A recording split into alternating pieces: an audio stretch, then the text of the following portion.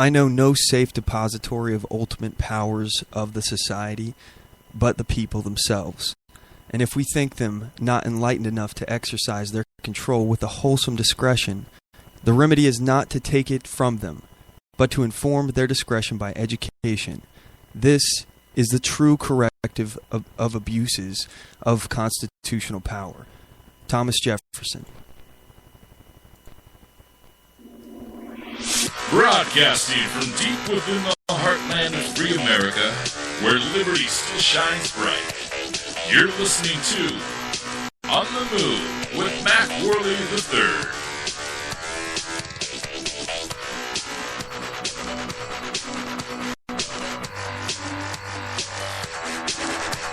Hello, gang. Welcome to the program. My name is Mac Worley III. I'm the host of On the Move with Mac Worley. We've got a lot of stuff to get to today. There's quite a few things that have happened since we last spoke, and you know, I kind of called this one, and it wasn't hard. It's not like this is a difficult thing to do. It's pretty simple when you understand what's at stake here. And we're talking about power, ultimate power, essentially. The power to force people to do things against their will, the power to control people. And that is essentially, that's all government is power. And we've talked about it before, it's the illusion of power. It's, you know, what people think is authority. Whatever people think is authority is authority. So we have people from both the left and right who are, again, they don't have an ideology that guides them. They are essentially, you know, and I'm talking about the politicians. I'm not necessarily talking about, you know, the members of the GOP or the Democrats, those who are willing to give up their liberty to some saint that they think, some angel in society that can correct society and make it all perfect.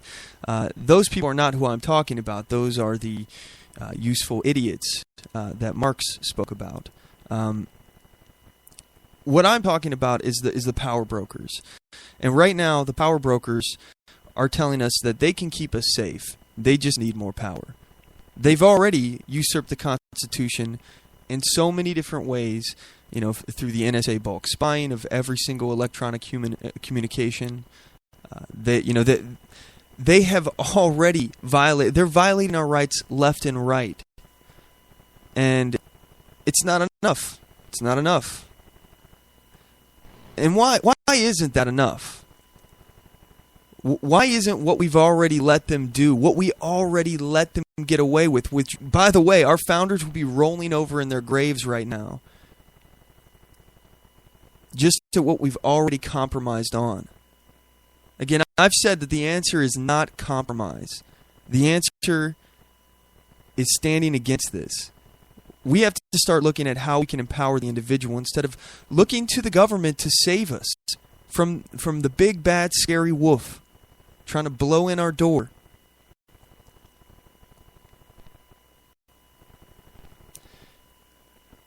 We're not going to get any safer if we continue to rely on our government to make us safe. And I've said this before, and I really do hope this sticks.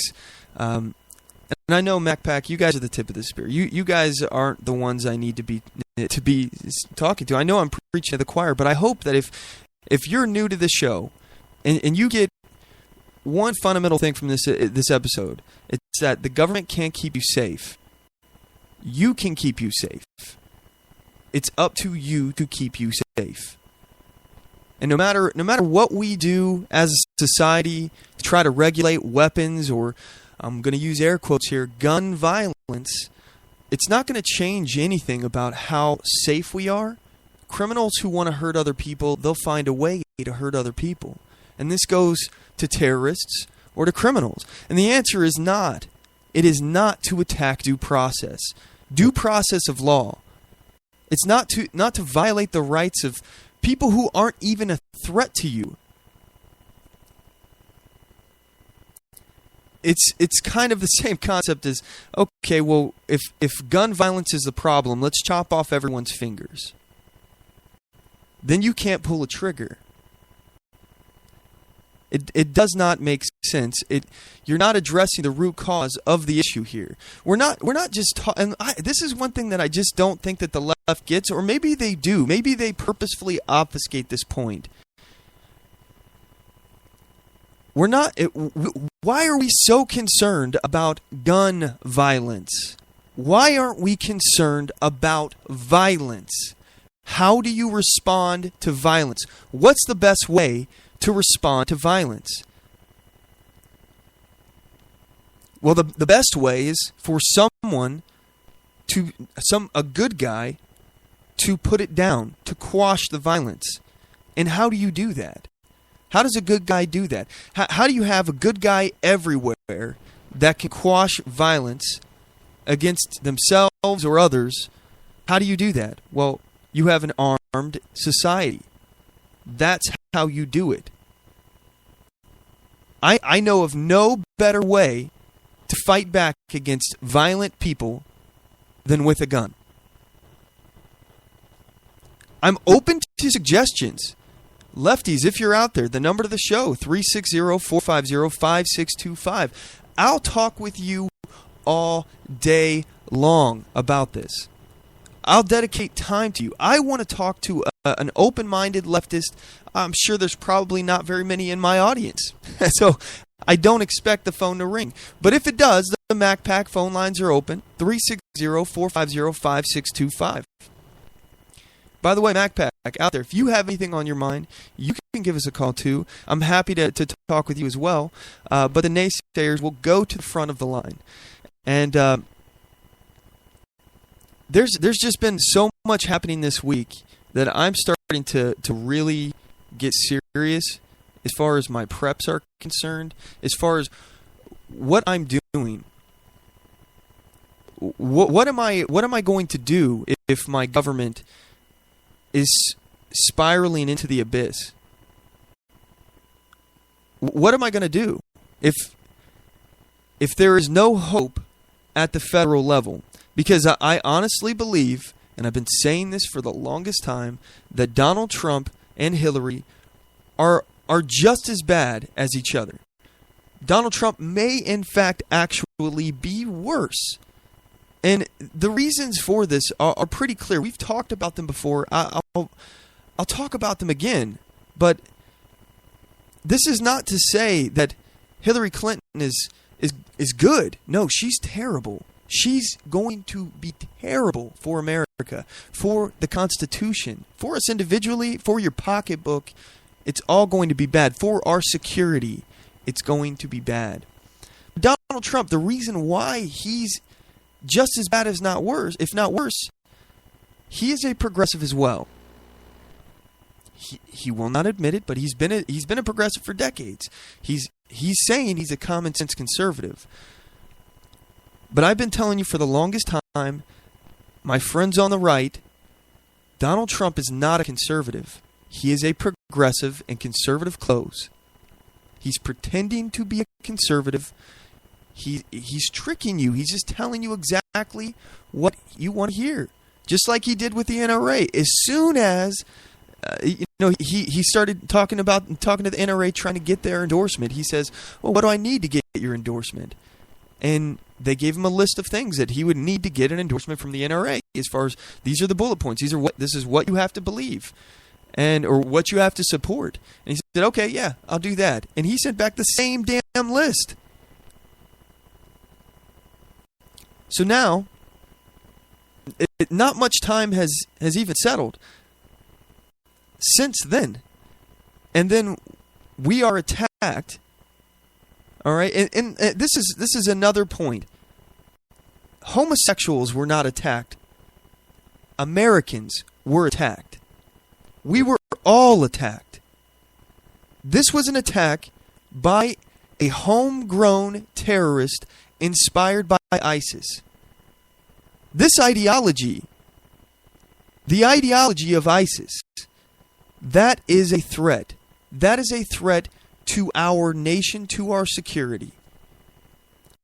And when they attack one of us, whether or not it's an American citizen inspired by them, or they actually come over here from somewhere else and attack us, it's an attack on all of us.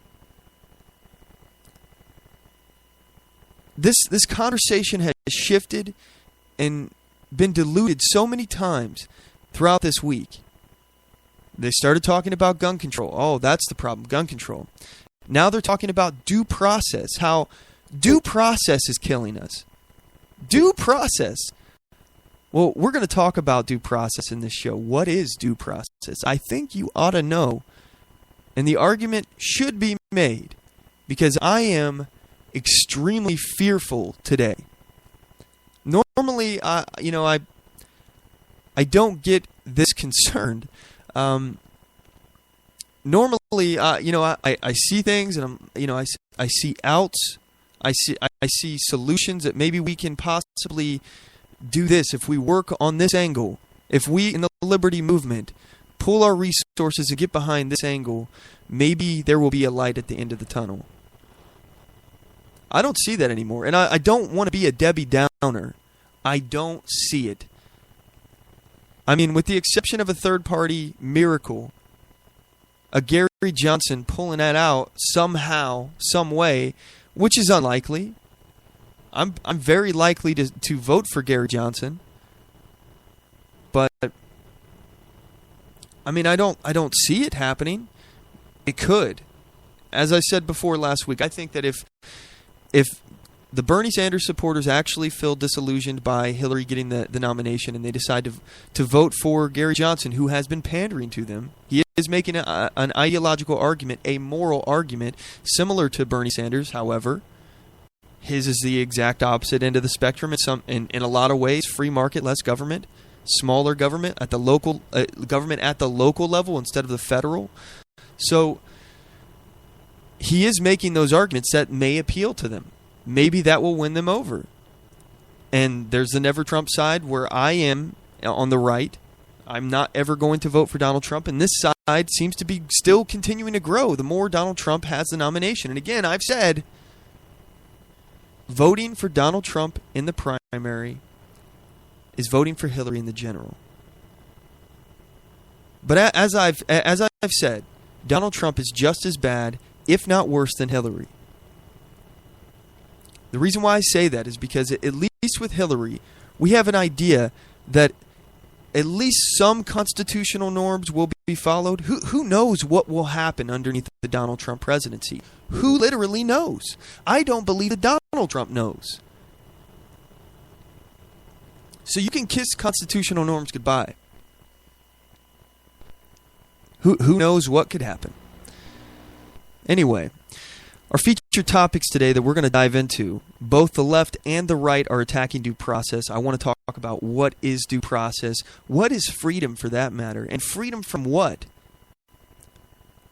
I want to talk about why I believe we're headed towards dark days. You guys don't want to miss this show. We got a lot of good information coming your way. So anyway, we'll be right back after this break. Again, if you want to give us a call, the number to the show is 360-450-5625. And let me do our housekeeping before we cut to the commercial break. Check us out on our website, OnTheMoveShow.com. That's our hub. That's where we do everything at. You can get the podcast directly, though, at Spreaker.com, SPREAKER.com /OnTheMoveShow. Like us on Facebook.com/OnTheMoveShow. Follow us on Twitter.com/OnTheMoveShow. Subscribe to us on YouTube.com/OnTheMoveShow. And you can also check out our shop on our homepage. We sell lots of products on there, like books that I recommend reading in our gear store. It's our Amazon store right there. If you click on the shop link on our homepage, OnTheMoveShow.com, we got original t-shirt designs like our Bear Arms t-shirt, our I Heart Open Carry t-shirt, our Be Libertarian shirt. We got a lot of other stuff on there, so feel free to check it out. Again, that's OnTheMoveShow.com. Click the shop link. We'll be right back after this break, gang. Don't go anywhere. Oath Keepers is a nonpartisan association of current active duty military, reserve, guard, veterans, peace officers, and firefighters who will fulfill the oath we swore. With the support of like-minded citizens who take an oath to stand with us to support and defend the Constitution against all enemies, foreign and domestic. So help us God. Join us at oathkeepers.org.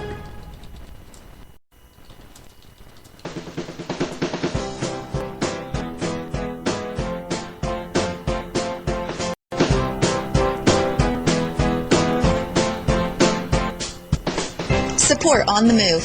Help us make this podcast bigger and better. You can do this by going to our store and purchasing one of our hundreds of products. All designs are original and made for patriots like you. Just go to cafepress.com/OnTheMoveShow. We appreciate your support.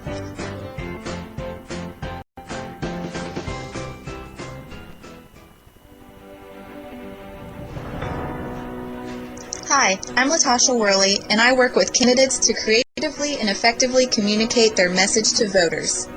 I offer professional graphic design services from yard signs to flyers, from logos to vehicle magnets. Email me today at latashaworley@gmail.com. That's LATOSHA Worley@gmail.com for a quote on items for your campaign.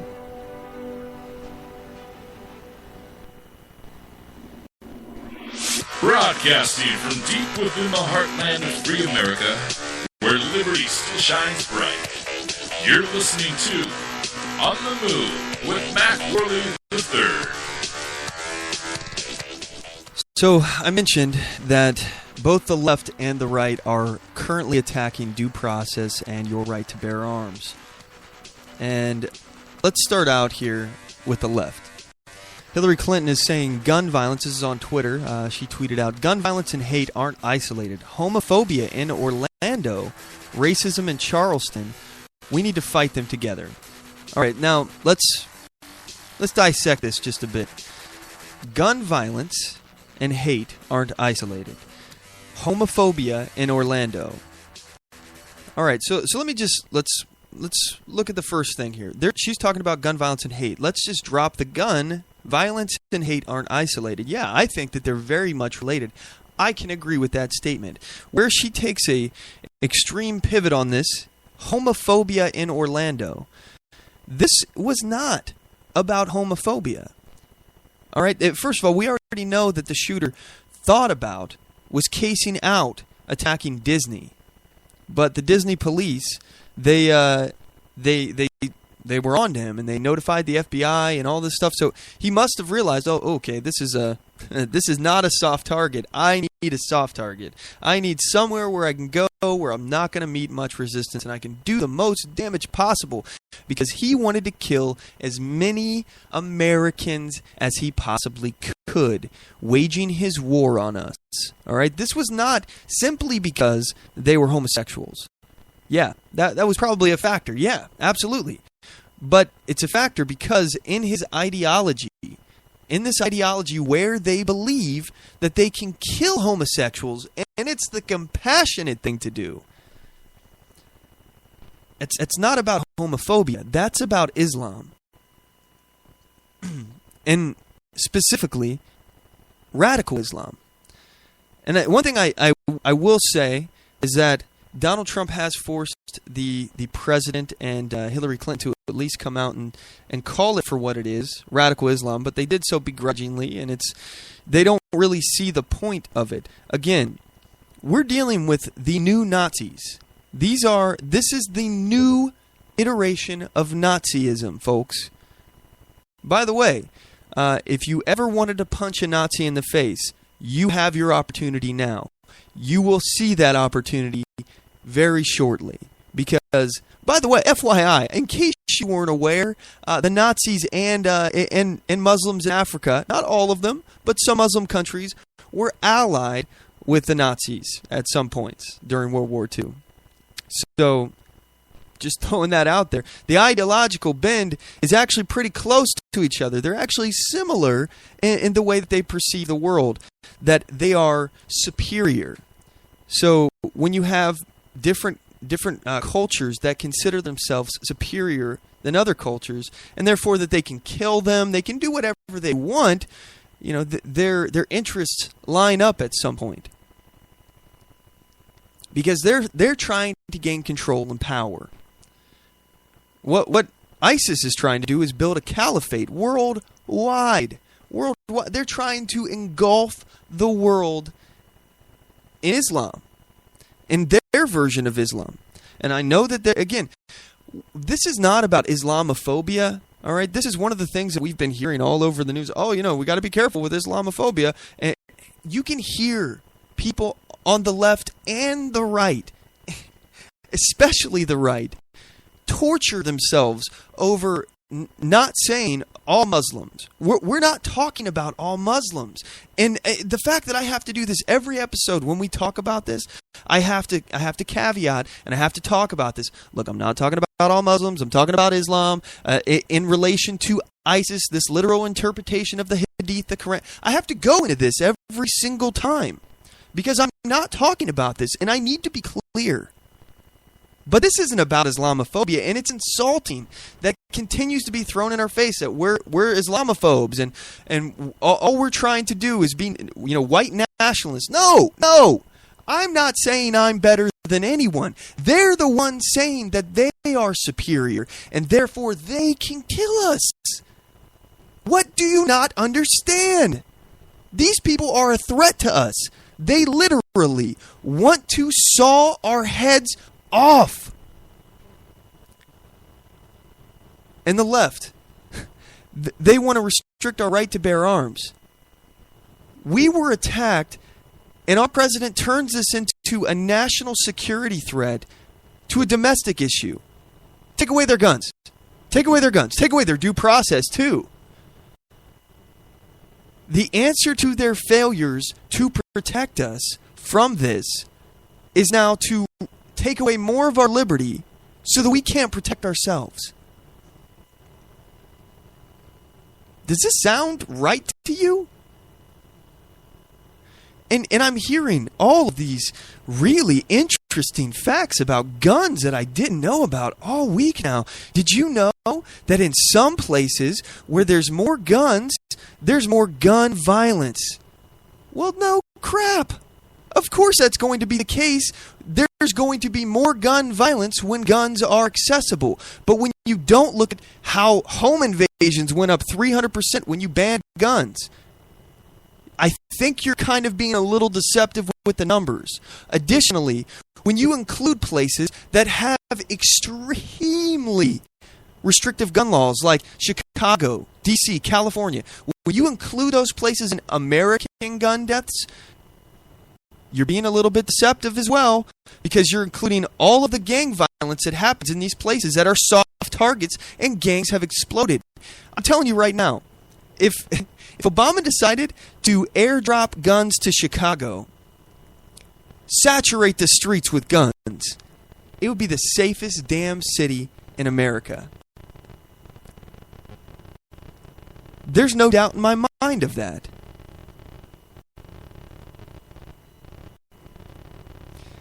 One of the things that I've been, I've recently went back and I've started watching the show The Walking Dead again. I don't know, have you guys watched that? It's one of my favorite shows.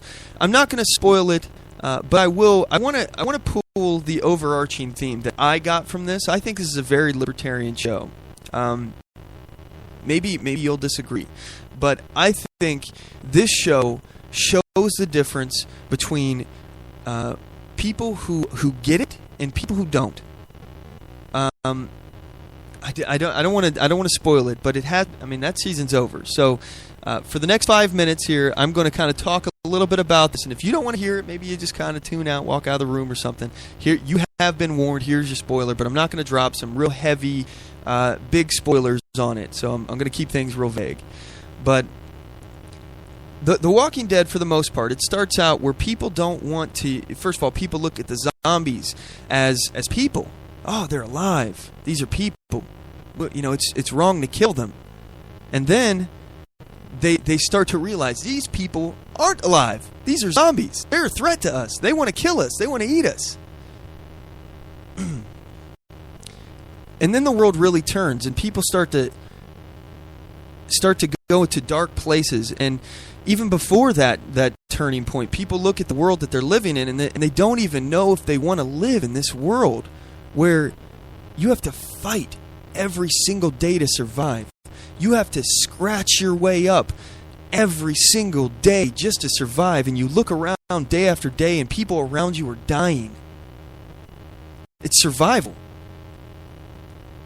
This is the real world, folks. This is the real world. We've been living in an illusion. We've been living in la la land for so long, thinking that the government can protect us. It's not until later in the series that you start to see a real rift between people who get it and people who don't. And yeah, some people go way past the line where they're talking about killing people that are threats to them potentially in the future. And that's where we're at right now. We're at this point in society where we've gone past the line, but we're on the other end of the spectrum where we're past the line going after potential threats in the future. Maybe there'll be a threat. Let's kill them now, but let's give the government all this power to do this. What you see in The Walking Dead, people are realizing that the best way to defend themselves is to have a gun, to have a weapon, and for them to come together to defend each other. I've said over and over again, people are our most valuable resource. And again, I'm not a huge fan of collective rights in that people think that there's something more when you have more rights somehow than an individual when people come together. I disagree with that. Fundamentally, I understand that rights are based at an individual level. All rights start and end with an individual. And though individuals all have the inherent right to come together and work with other people collectively. But just because you have more than one person, that doesn't mean you have more rights than just one person. Everyone has the same rights. What I'm talking about is the tyranny of the majority. But in The Walking Dead, people begin to get it. They understand that in order to survive in this world, we have to be united. We have to be united, and we have to pull the wool from our eyes. The government can't protect you. No one's going to save you. Your walls may not even save you.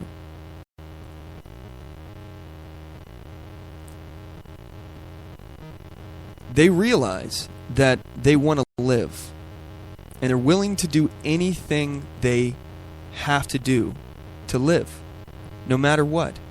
And in some cases, they may even be sick of it. They may even be ready to die and give up.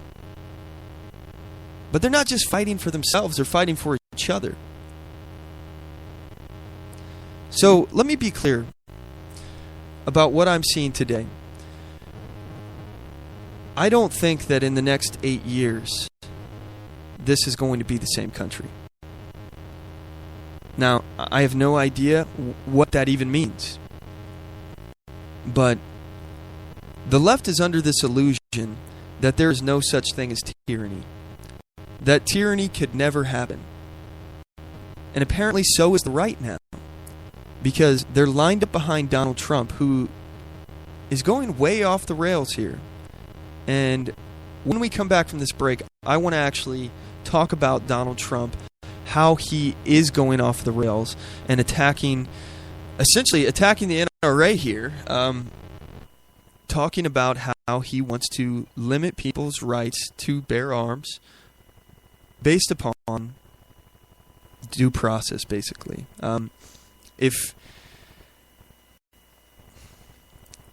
you're on a terror watch list or on some kind of watch list, you should be denied your right to bear arms, according to Donald Trump. And I've been telling you folks, he is anti-gun, pro-gun control. I mean, all you have to do is listen to his words from the past and now see that he has flip-flopped on this. And he only does this because, again, he's a populist. He does not have an ideology.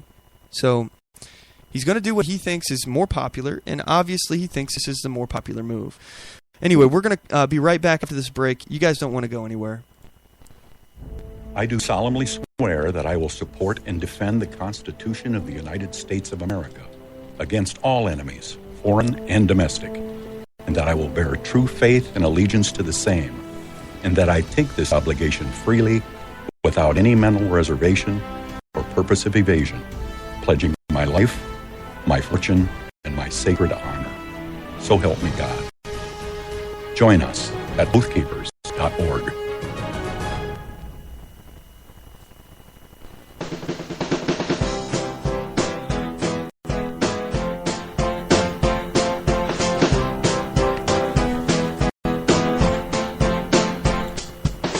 Support On The Move. Help us make this podcast bigger and better. You can do this by going to our store and purchasing one of our hundreds of products. All designs are original and made for patriots like you. Just go to cafepress.com/OnTheMoveShow. We appreciate your support.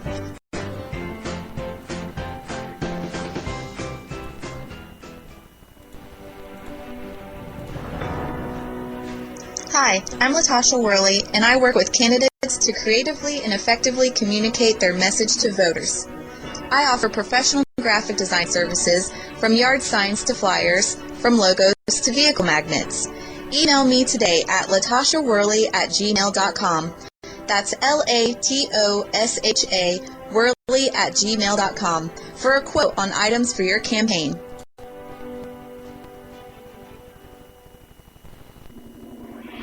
Broadcasting from deep within the heartland of free America, where liberty still shines bright.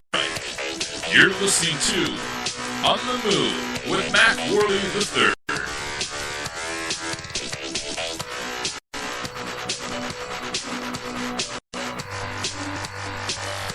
All right, gang, we're back. If you want to join today's program, the number to the show is 360-450-5625. Again, that number is 360-450-5625.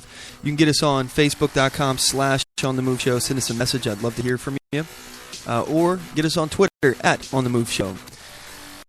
So, we've got a lot of stuff to talk about.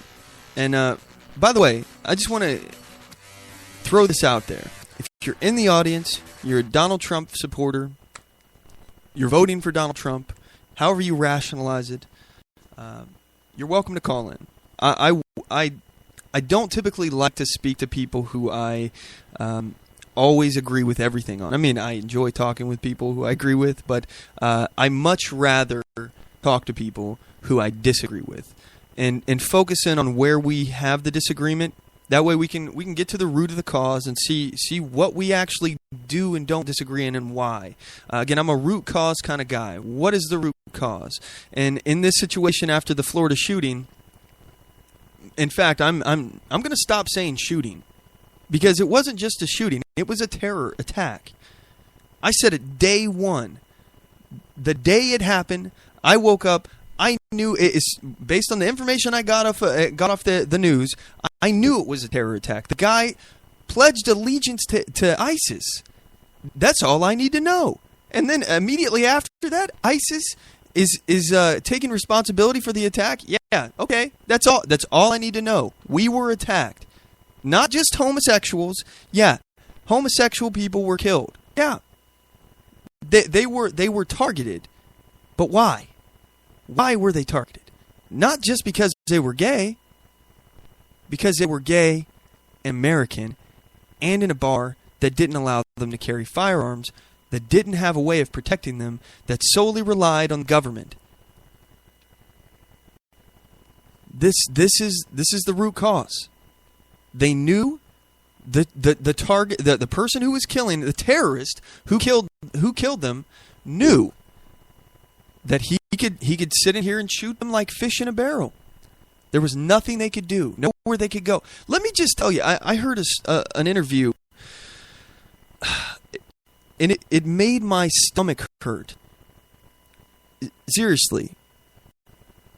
It churned my stomach listening to an interview from a man who was shot. I believe his name is Tony. This was on, I think this was on Glenn Beck.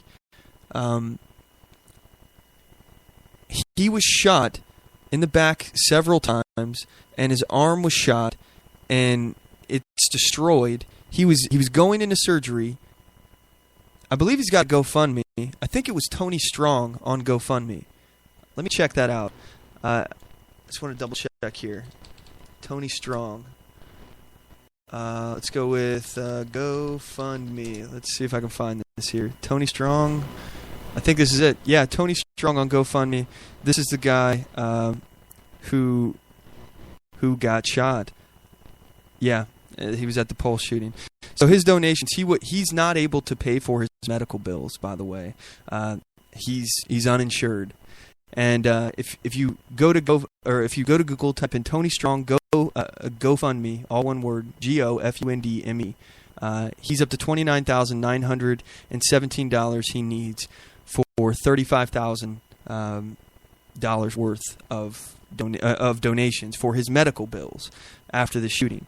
I listened to this young man's story, and it was insane. I imagined myself in the room and how I would have felt. And then I got to thinking, well, how would I have felt if it was my son or daughter in the room? And by the way, I don't have any kids yet, but if I do one day, how would I feel about them being in the room? And let me tell you what I heard him say. He heard the shooting. He instinctively laid on the ground, as many people did.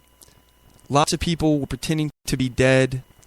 The shooter was going around, again, the terrorist. I have to stop saying shooter. Let's call it for what it is. He was a terrorist. Was going around and shooting people on the ground to make sure that they're dead. There was so much blood on the floor that it was like a pool of blood around this guy. And he realized that the shooter was shooting people in the head. And he's looking around him, and he sees 5, 7 people that have been shot in the head, from what I remember of the interview. And he sees that people are being shot in the head, so he slides himself underneath a couch, his head underneath the couch, and he's got one arm, I believe it's his left arm, that's like covering up his head because he doesn't want to get shot in the head. And he's laying there for a while. A long while. I think he was laying there for like 20 minutes, and he's like, "Oh, okay. Well, I think I'm going to be." He hasn't even been shot at this point. He's laying in a pool of blood around him, underneath the couch, with his head tucked underneath the couch. And after 20 minutes, he thinks maybe the police got him.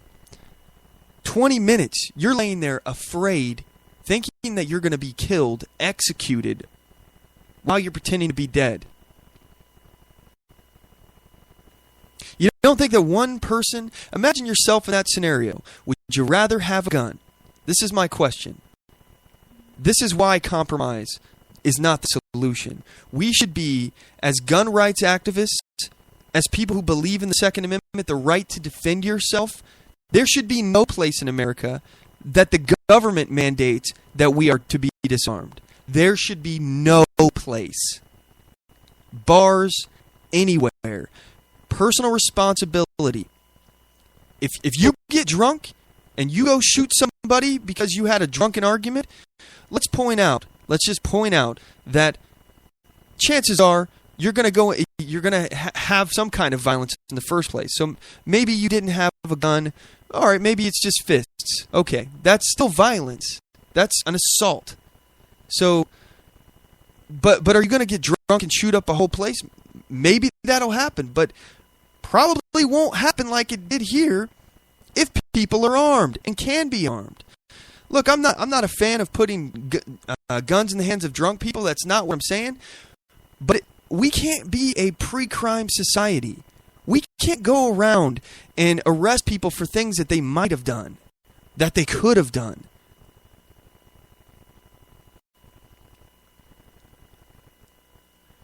What we're doing is sacrificing our liberty for false security. Gun-free zones are killing zones. Gun-free zones are soft targets. These are our problems. So this young man, he's laying underneath the couch, and he's terrified. He's afraid he's gonna die. 20 minutes goes by, and eventually the shooter, the terrorist, comes around and shoots him in the back several times, and somehow his right arm that's out from underneath the couch as well, it gets destroyed. It's completely destroyed. And he's laying there from what I remember in the interview, he said about an hour, bleeding out, gets shot in the back 3 times. Bleeding out for an hour. So now it's been an hour and a half, roughly, and he starts crawling towards the door because there's a policeman that can't come in. He's like, come this way. He sees him. So he's one arm dragging himself over dead bodies of his friends. Finally, he makes it to the door, and he's carried away by this police officer and passes out and wakes up in the hospital. Now, look, I'm not saying that every single scenario an armed citizen can stop it. I'm not saying that. I'm not saying that security guards can stop everything. I'm not saying that. What I am saying is that they harden the target. They make it less likely for this kind of thing to go on. And I'm telling you right now, if I was laying on the ground in Tony's situation, if I'm thinking that I'm going to die, I hear gunshots around me, whether or not I succeed or not, I want the chance to fight back. Because I tell you right now, if I'm in that situation, I'm shooting back. I may die fighting, but I'll tell you what, it's better than dying on your knees. It's better than dying under a couch. This is not, and I'm not attacking Tony. It's better than dying while you're pretending to be dead. At least in my view. I'm not gonna go down without a fight. That's not how I am. I just think it's so dangerous.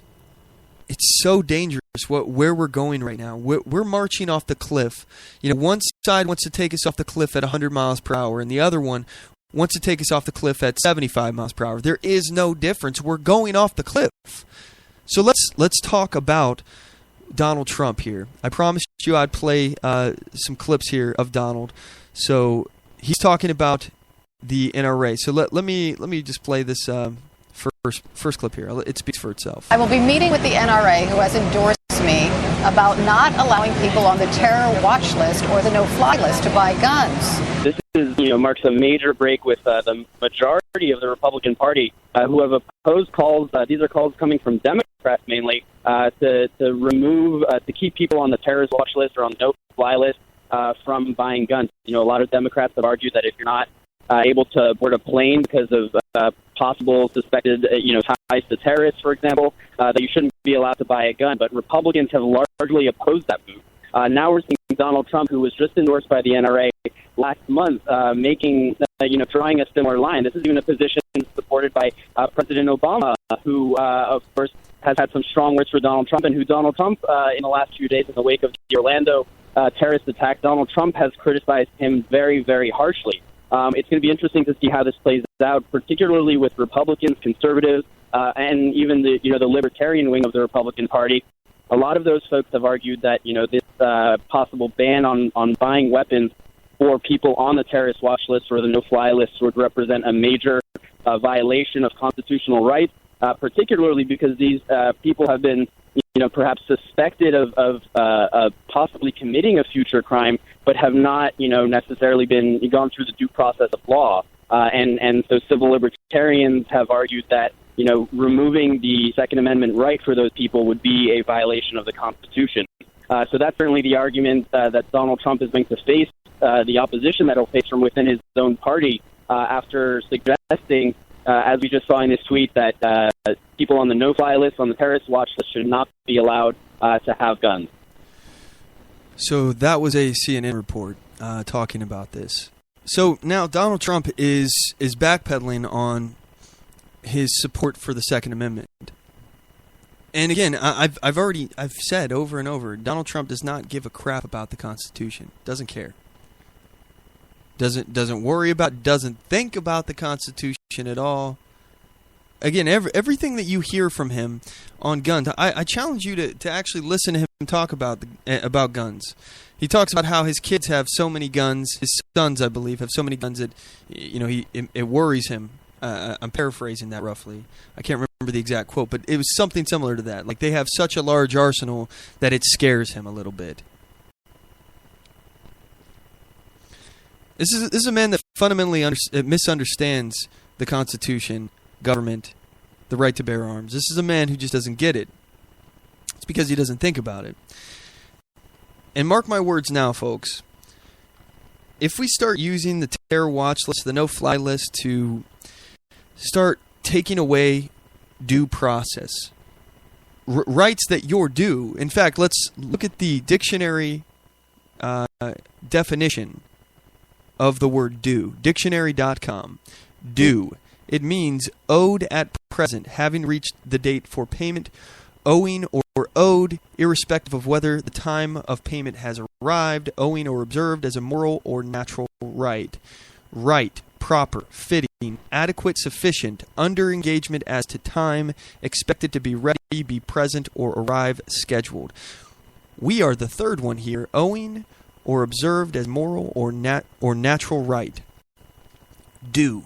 It's what you're due. It's what you're owed.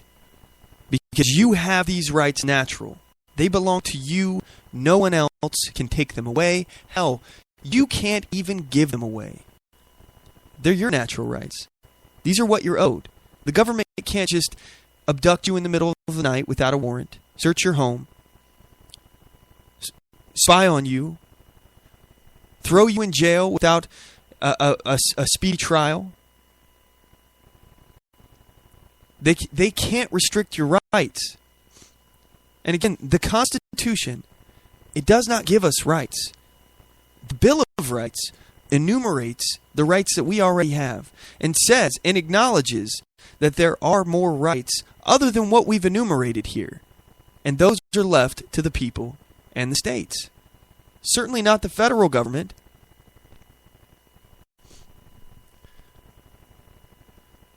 So them attacking due process, they're attacking your rights. They're going to treat you like a criminal for no reason at all. And as I said, mark my words, this no-fly list, this terror list, if it has the ability to restrict rights simply by putting you on the list, there's no judge, jury, there's no due process.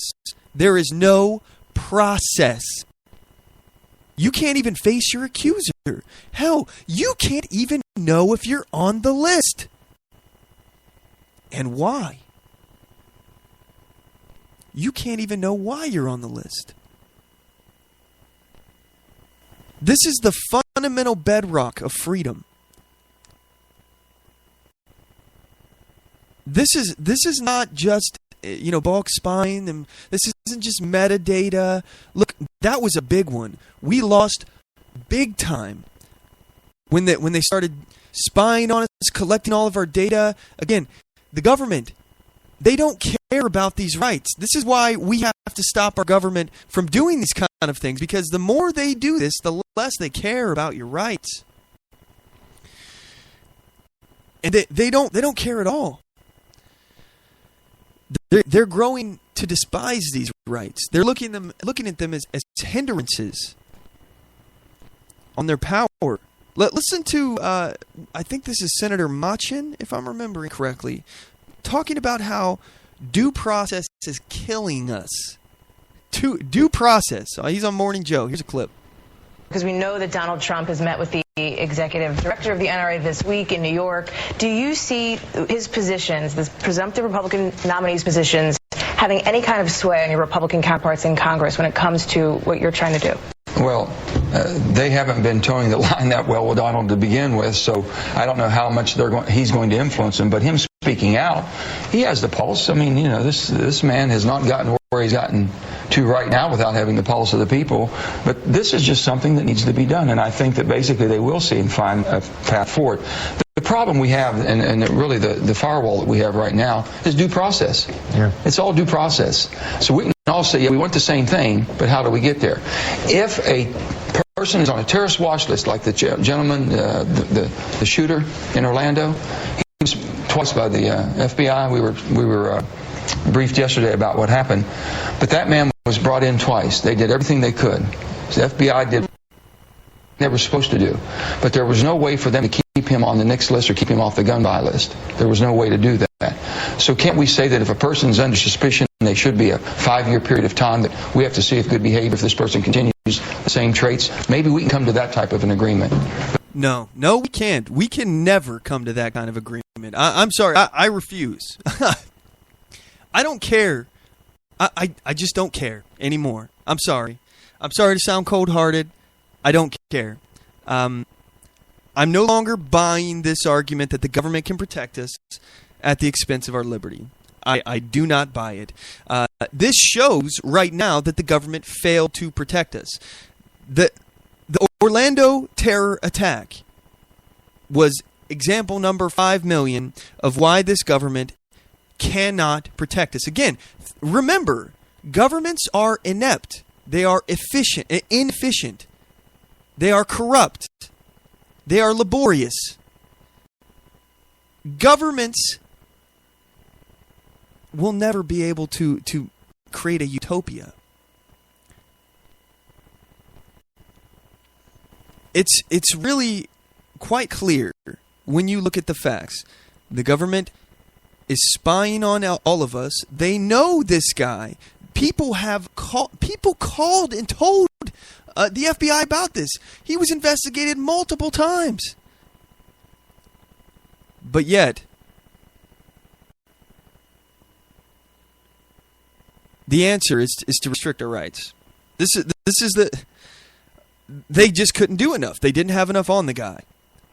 Well, this shows you that government cannot be relied on.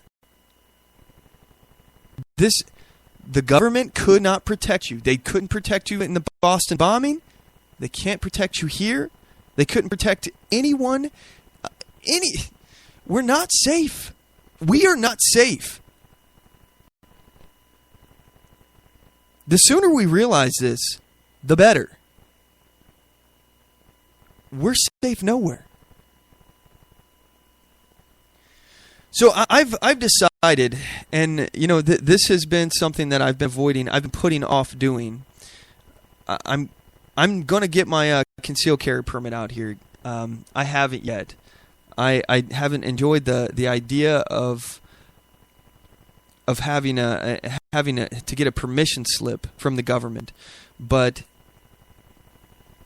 I think if you own a gun, you should be carrying it. Now, it's a personal choice, and you do what you want to do, but I'm going to be carrying my firearm a lot more often. And I refuse to be a victim. I will not go down without a fight. I won't bury my head under a couch and wait for somebody to shoot me in the back. I won't go down without a fight. I'm not going to let anyone hurt me or my family, or anyone around me. But the idea that we can just relinquish all of our rights, again, I want you to just imagine the utopian world that the government is wanting to create here, both the left and right, where you don't really have any real rights. Like you have these rights in theory, but if we suspect you of a crime without enough evidence to convict you, we can take them all away. We can take all these rights away. So if they can just take them away for any reason whatsoever, simply by putting you on a list, you don't really have rights. You have privileges that they can revoke at any given point.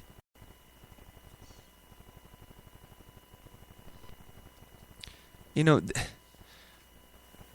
feel like this country is slipping through our fingers. The more time that goes by, the further into this abyss we get.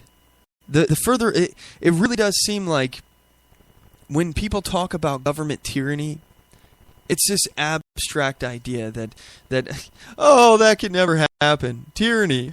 Yeah, no one will ever see government tyranny in our lifetime. That's a thing of the past. Let me just remind everyone that government tyranny still happens.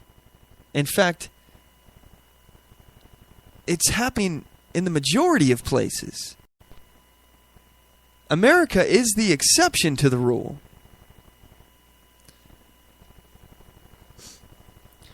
And why is that? Why is America the exception to the rule? Why has it historically been the land of the free? You don't hear other countries boasting about how free they are. FYI. So when's the last time you heard people in Russia talk about being the freest people on earth? People in China, Iran, Saudi Arabia, Cuba, North Korea. You ever heard them talk about how free they are? No. No, you have not. We are the freest country on earth, and that's slipping through our fingers. What is freedom? What are we free from?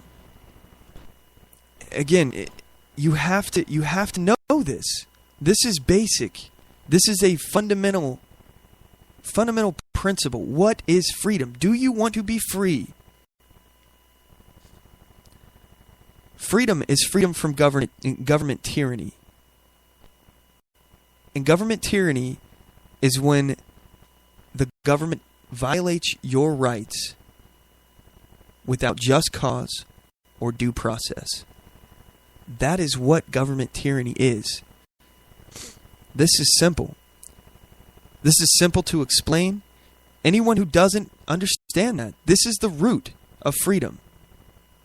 Freedom is freedom from government violating your rights without just cause or due process. Simple as pie. And we're moving further away from that. I don't know about you, but I don't want to be like Russia.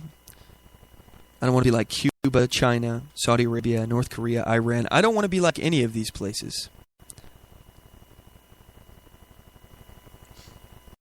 I think we need to really take some stock at where we're going here, folks, because I think that this isn't going to end well.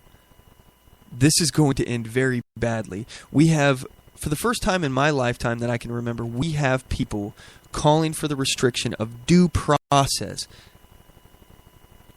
This is the linchpin of liberty.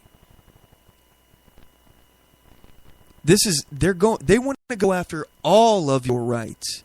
This isn't just your Fourth Amendment protection against unlawful search and seizure. This is everything. They can suspend it all.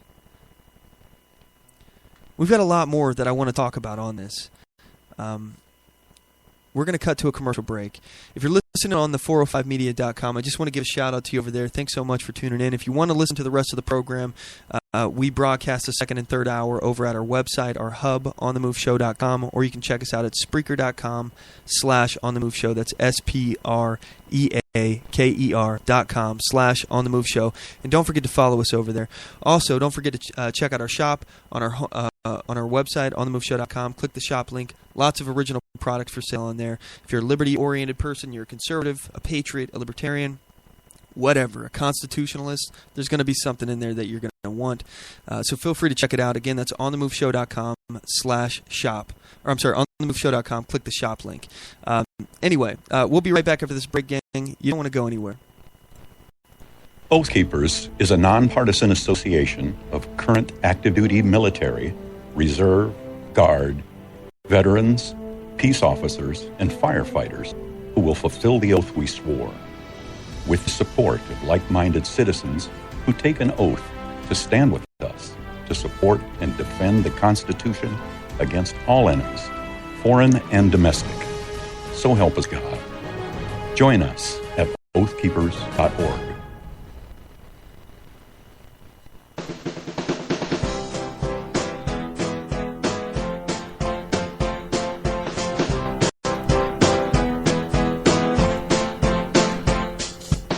Support On The Move. Help us make this podcast bigger and better. You can do this by going to our store and purchasing one of our hundreds of products. All designs are original and made for patriots like you. Just go to cafepress.com/OnTheMoveShow.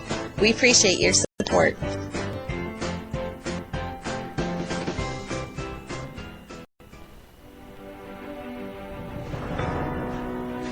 Hi, I'm Latasha Worley, and I work with candidates to creatively and effectively communicate their message to voters. I offer professional graphic design services, from yard signs to flyers, from logos to vehicle magnets. Email me today at latashaworley@gmail.com. latosha@gmail.com.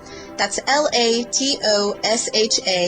Worley@gmail.com for a quote on items for your campaign.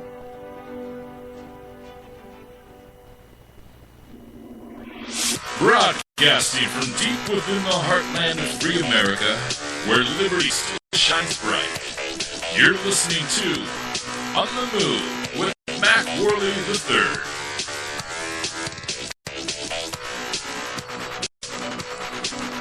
All right, gang, we're in the second hour of the program. I sure appreciate you sticking with us. If you're just joining, we've been talking about due process and how both the left and the right are attacking this fundamental principle of liberty. Respecting people's individual rights and giving them what they're due. Having a process for them to try to overturn something or fight being convicted. Having some kind of legal process for you to get out from underneath the government thumb if you've been wrongfully suspected of it. Having the burden of proof on the government to prove that you are innocent, or I'm sorry, that you are guilty of a crime. Again, we have a presumption of innocence here in the country. In our country, a presumption of innocence. They're attacking this presumption of innocence. The government can therefore treat everyone as suspected criminals and for whatever reason put you on a list and deny you your basic human rights. This is not the way that we ought to be going. This is scary. And you know, I don't know about you folks, but I'm more worried now than I think I've ever been. I have never seen this conversation play out nationally. Denying people at this level, I mean, by so many different people from both the left and right. Yeah, I've seen it from the left. I've seen a lot of stuff from the left continue, but this is the first time I've seen it where the right is joining in, saying, "Yeah, let's go after due process." We have a clip here that I want to finish. This was Senator Manchin talking about how due process is killing us right now. I want to go back to this clip real fast and play it in its entirety. And then we have a friend of mine. He's going to be joining us on the show. His name is Curtis Hart. He hosts the show Because Liberty. And I want to actually talk to him about this as well, but also he wants to talk about some other news, some stuff that he's got going on. So I'm really interested to have this conversation with him. But here's Senator Manchin talking about how due process is killing us. Because we know that Donald Trump has met with the executive director of the NRA this week in New York. Do you see his positions, the presumptive Republican nominees' positions, having any kind of sway on your Republican counterparts in Congress when it comes to what you're trying to do? Well, they haven't been towing the line that well with Donald to begin with, so I don't know how much he's going to influence him. But him speaking out, he has a pulse. I mean, you know, this man has not gotten where he's gotten to right now without having the pulse of the people. But this is just something that needs to be done, and I think that basically they will see and find a path forward. The problem we have, and really the firewall that we have right now, is due process. Yeah. It's all due process. So we can all say, yeah, we want the same thing, but how do we get there? If a person is on a terrorist watch list, like the gentleman, the shooter in Orlando, he was twice by the FBI. We were briefed yesterday about what happened. But that man was brought in twice. They did everything they could. The FBI did what they were supposed to do. But there was no way for them to keep him on the NICS list or keep him off the gun buy list. There was no way to do that. So can't we say that if a person's under suspicion, that there should be a 5-year period of time that we have to see if good behavior, if this person continues the same traits, maybe... Merely being suspected of a crime, 5 years on a list before you can get your rights back. Incredible. We can come to that type of an agreement. But due process is what's killing us right now. On that point, Senator, there are currently over 300 million guns that are owned by Americans across this country. What do you do about those current gun owners? It's one thing looking down the road to say, I want to prevent Sam from buying a gun because he suddenly appeared on this list. What about a current gun owner who may appear on the list, number one? Who has the conversation with current gun owners about future confiscations of weapons that are banned, number two? And what about the black market for guns? Because this concept, a lot of the gun owners that I talk to is like, wait a minute, you think a a terrorist or a potential terrorist is going to go stand in line at the DMV. Here's my driver's license and here's my identification and sign me up for the lawful purchase of a gun. So there are other aspects of the conversation. How do you respond to those three? Well, first of all, majority, an overwhelming majority, is law-abiding gun owners. Not going to do anything wrong. They bought the gun for the purposes that they have a right in the Second Amendment to do. Now, with that being said, how do you plug the hole, if you will, and how people that already got a gun shouldn't have a gun?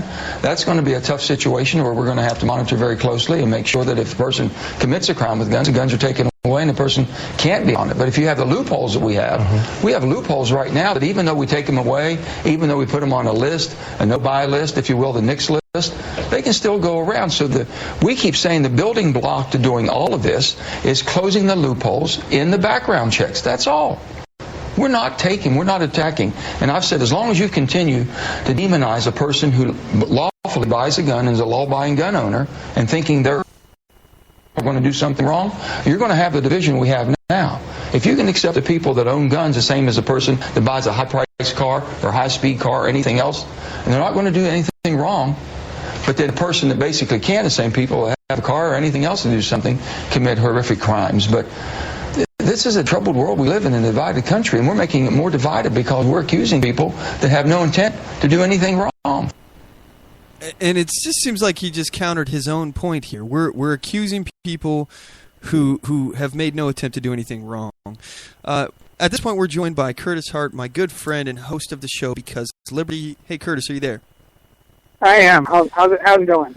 Oh man, I'm telling you, I've had a rough week, man. This week is I feel like I've just been yelling at my TV a lot this week. How about you? Yeah.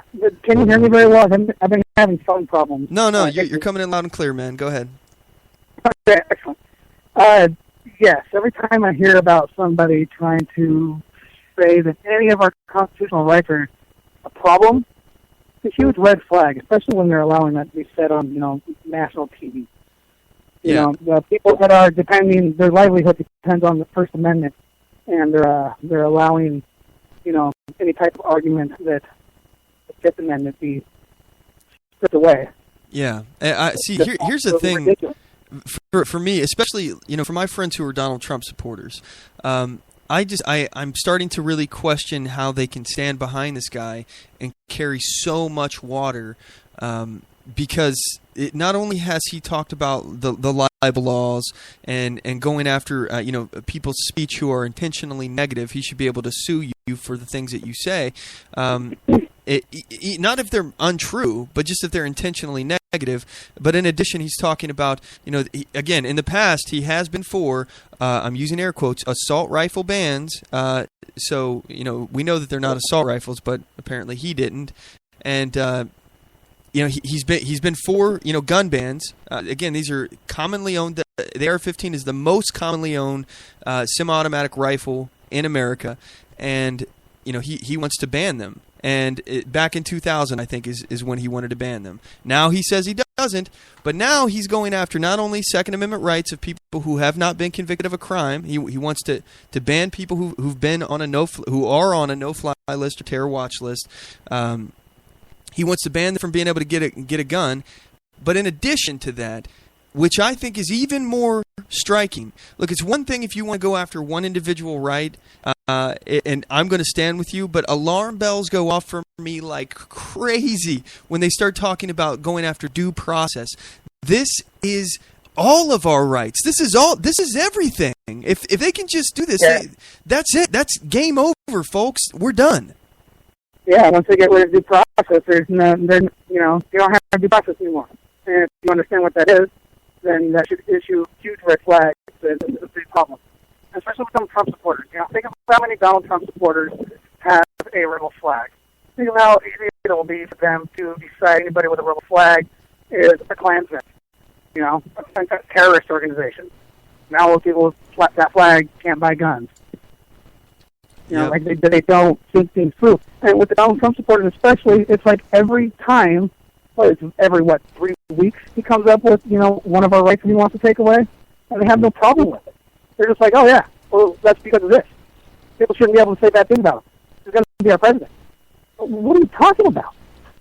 Yeah, dude, I'm exactly with you, and this for me is starting to really freak me out a little bit here, because I believe it was a DHS, if I'm remembering, perhaps it was the FBI. Very recently, I remember reading an article where the government just recently, like within the last week or two, was talking about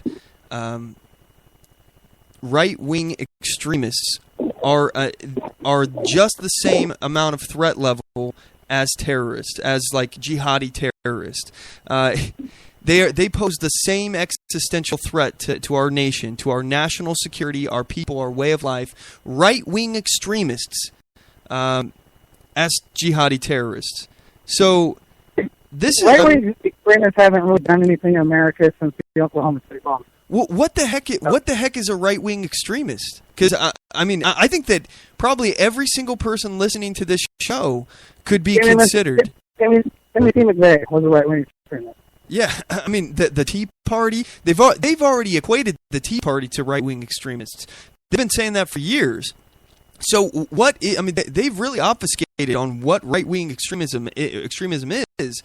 I'm concerned. I'm genuinely fearful that we're going to see gun bans in my lifetime, confiscations, and I don't know what's going to happen. I think at this point, my focus is no longer. I feel like I'm gonna put effort behind talking about the federal regulations, and I'm gonna fight it every step along the way. But I feel like we have to be more vigilant than ever at a local level. I feel like if they start actually enacting gun bans on a federal level, can we count on our local officials to not enforce them and to oppose them?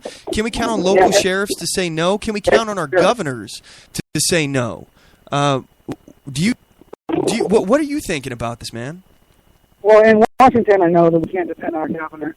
In Calhoun County, we have a pretty good sheriff, so that's what people pay attention to, is who they're electing to their sheriff office, because it's the sheriff that's going to be probably tasked first with going and getting their neighbor's gun.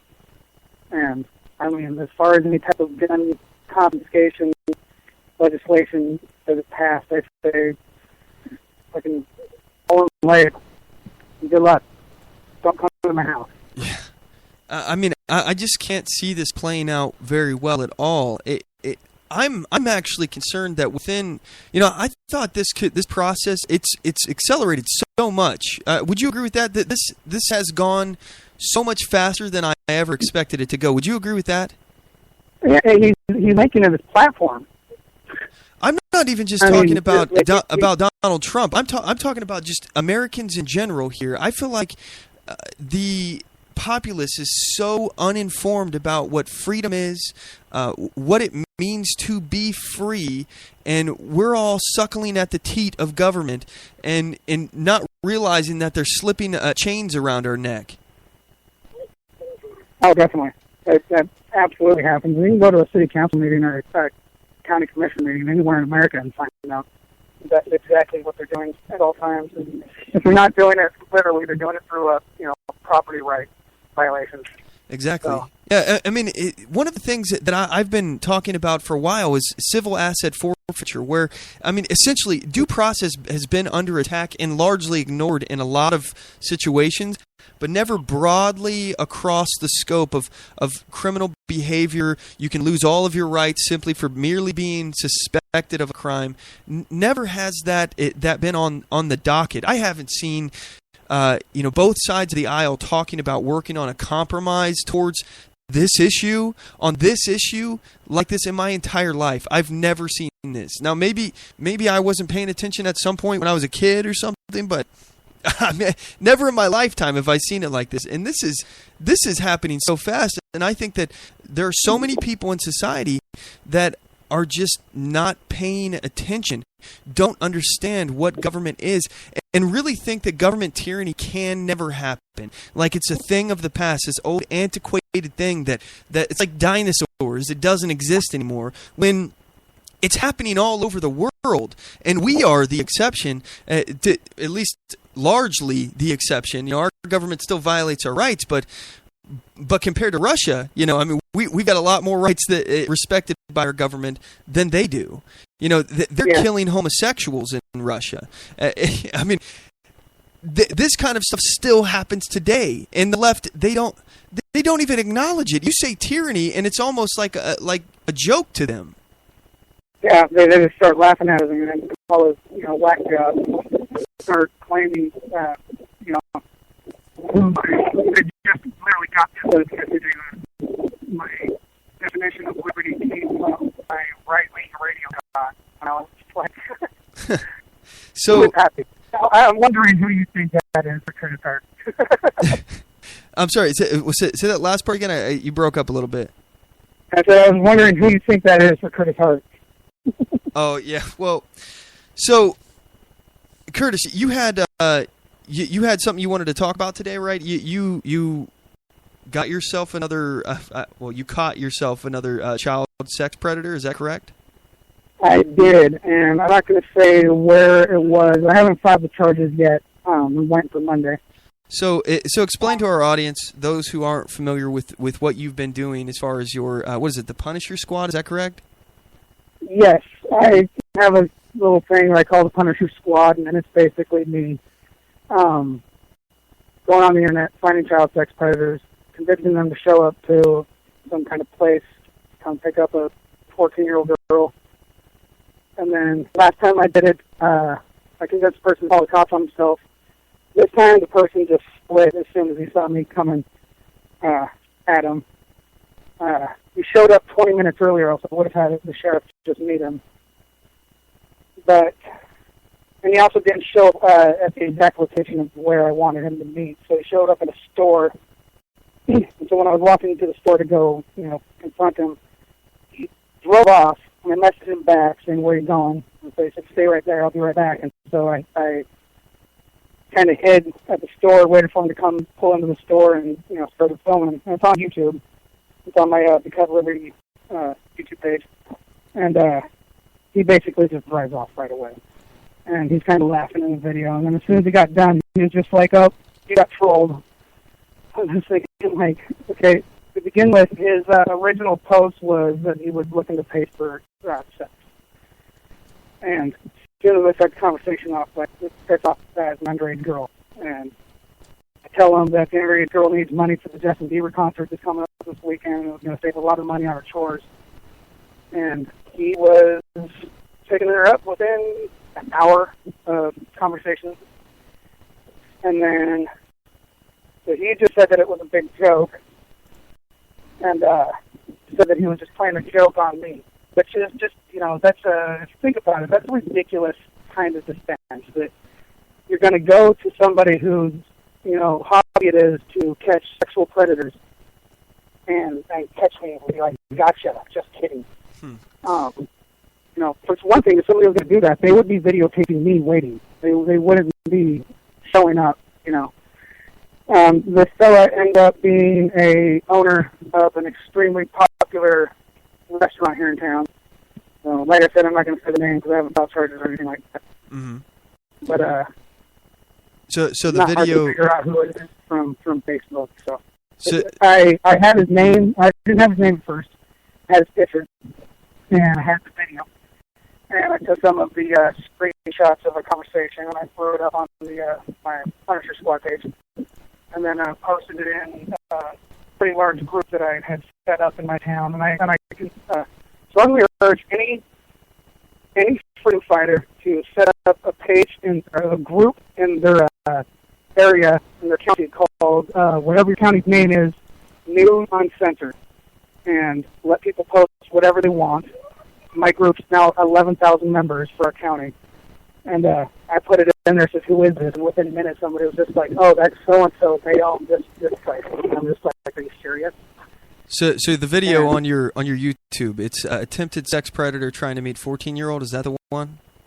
That is the one. Okay, so I'm posting it out on my social media now. You guys can check that out. You haven't filed charges or anything. What's happening with this now? Or are you going to? Is that the plan? Yeah, on Monday when the sheriff's office opens, I'll go down there and file a police report and give them all the information. I see. Okay. Well, cool, man. I honestly, this is one of the things that I like to see, and we've talked about this before, is individuals doing things and not waiting for the government. This is exactly how we need to respond, is individuals taking the initiative. More power to you, Curtis, man. I love seeing this kind of stuff.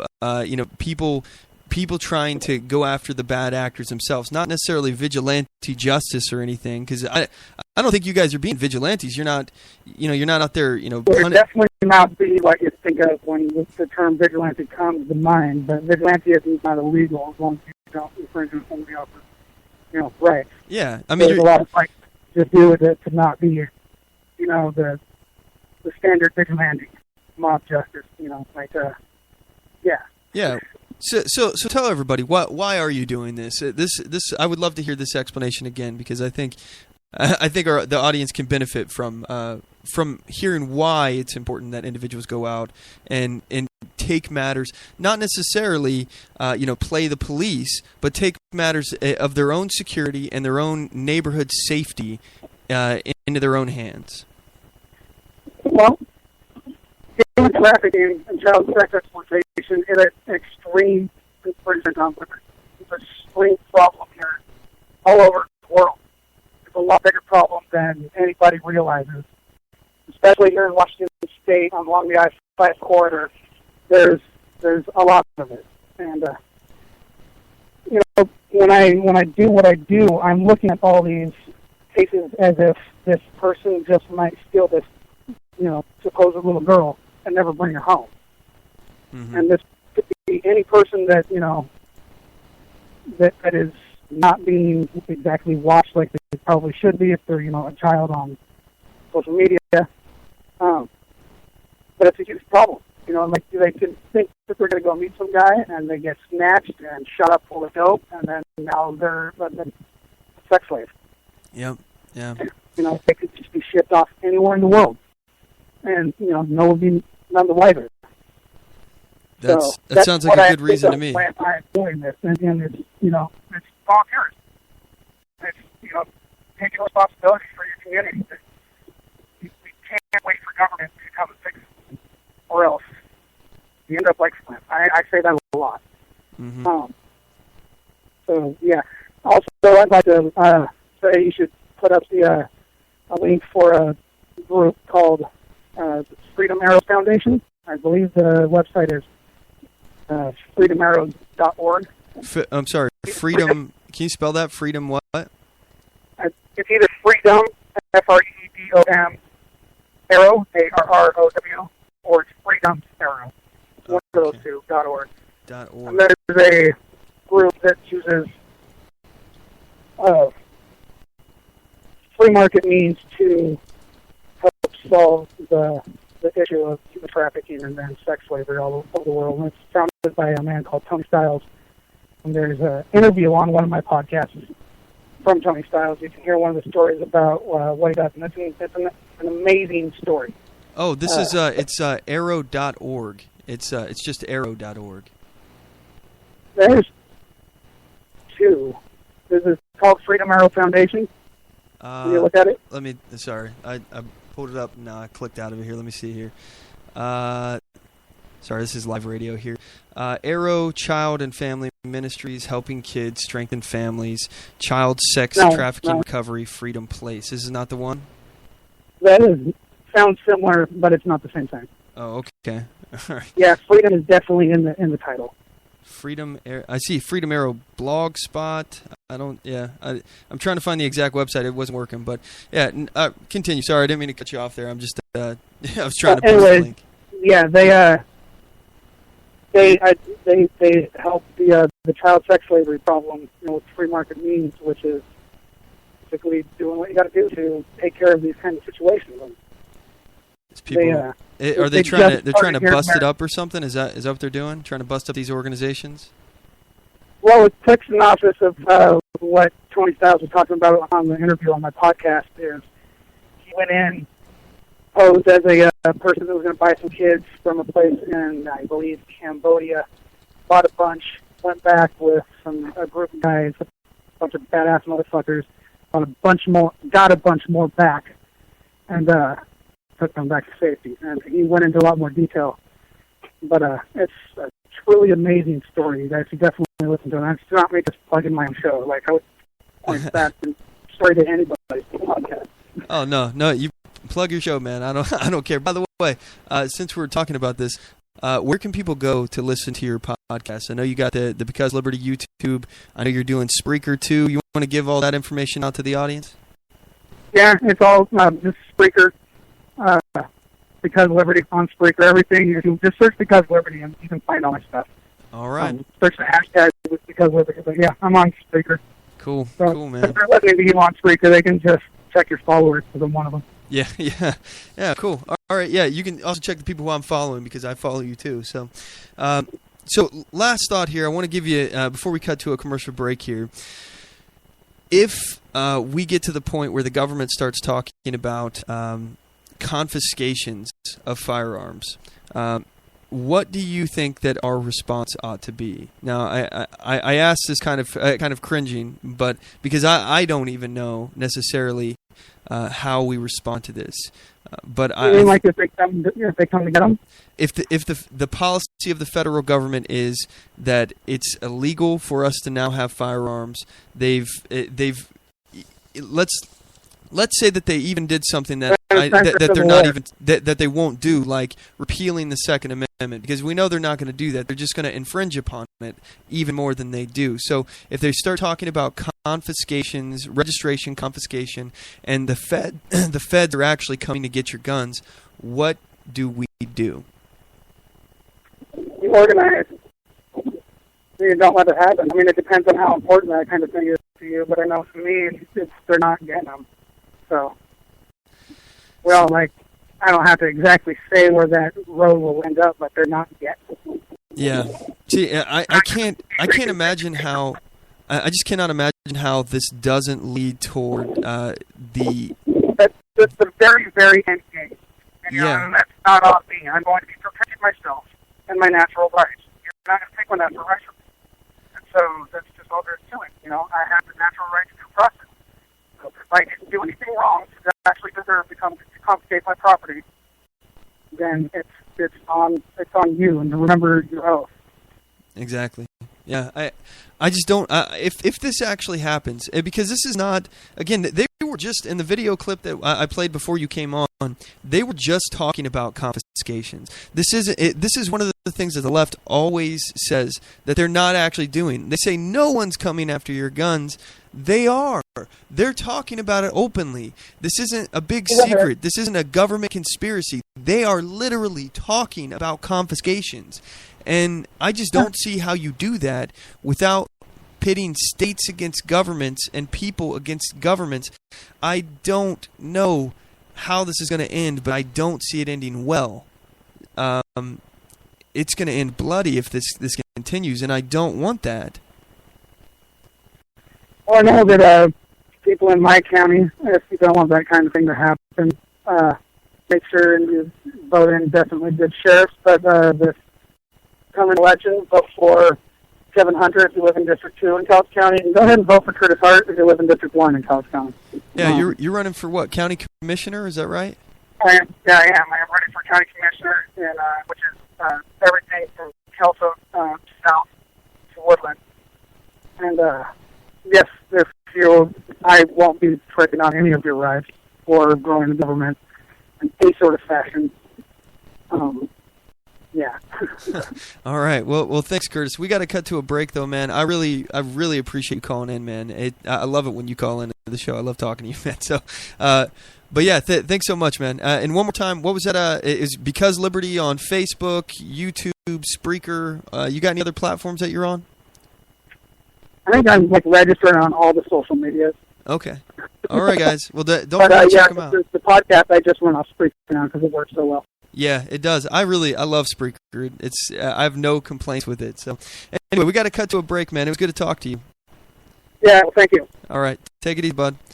Anyway, folks, we're going to cut to a commercial break. When we come back, we're going to dive further into some other featured topics here.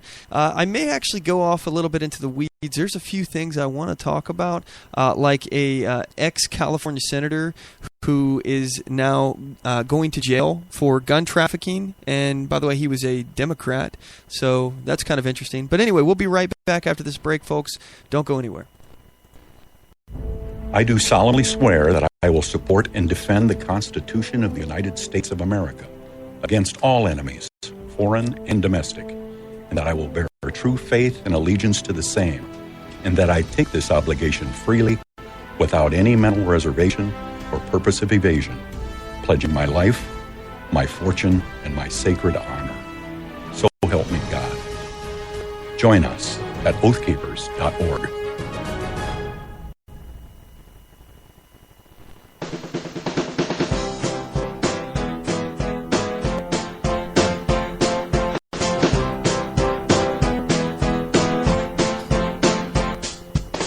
Support On The Move. Help us make this podcast bigger and better. You can do this by going to our store and purchasing one of our hundreds of products. All designs are original and made for patriots like you. Just go to cafepress.com/OnTheMoveShow. We appreciate your support.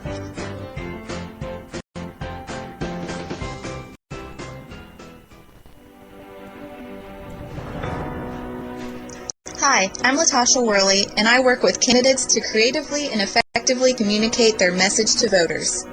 I offer professional graphic design services, from yard signs to flyers, from logos to vehicle magnets. Email me today at latashaworley@gmail.com. That's LATOSHA Worley@gmail.com for a quote on items for your campaign.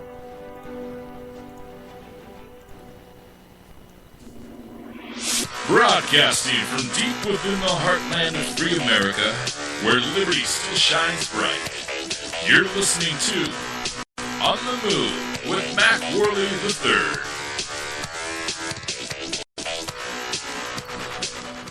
Hey, MacPack. If you want to join today's conversation, the number to the show is 360-450-5625. Again, that number is 360-450-5625.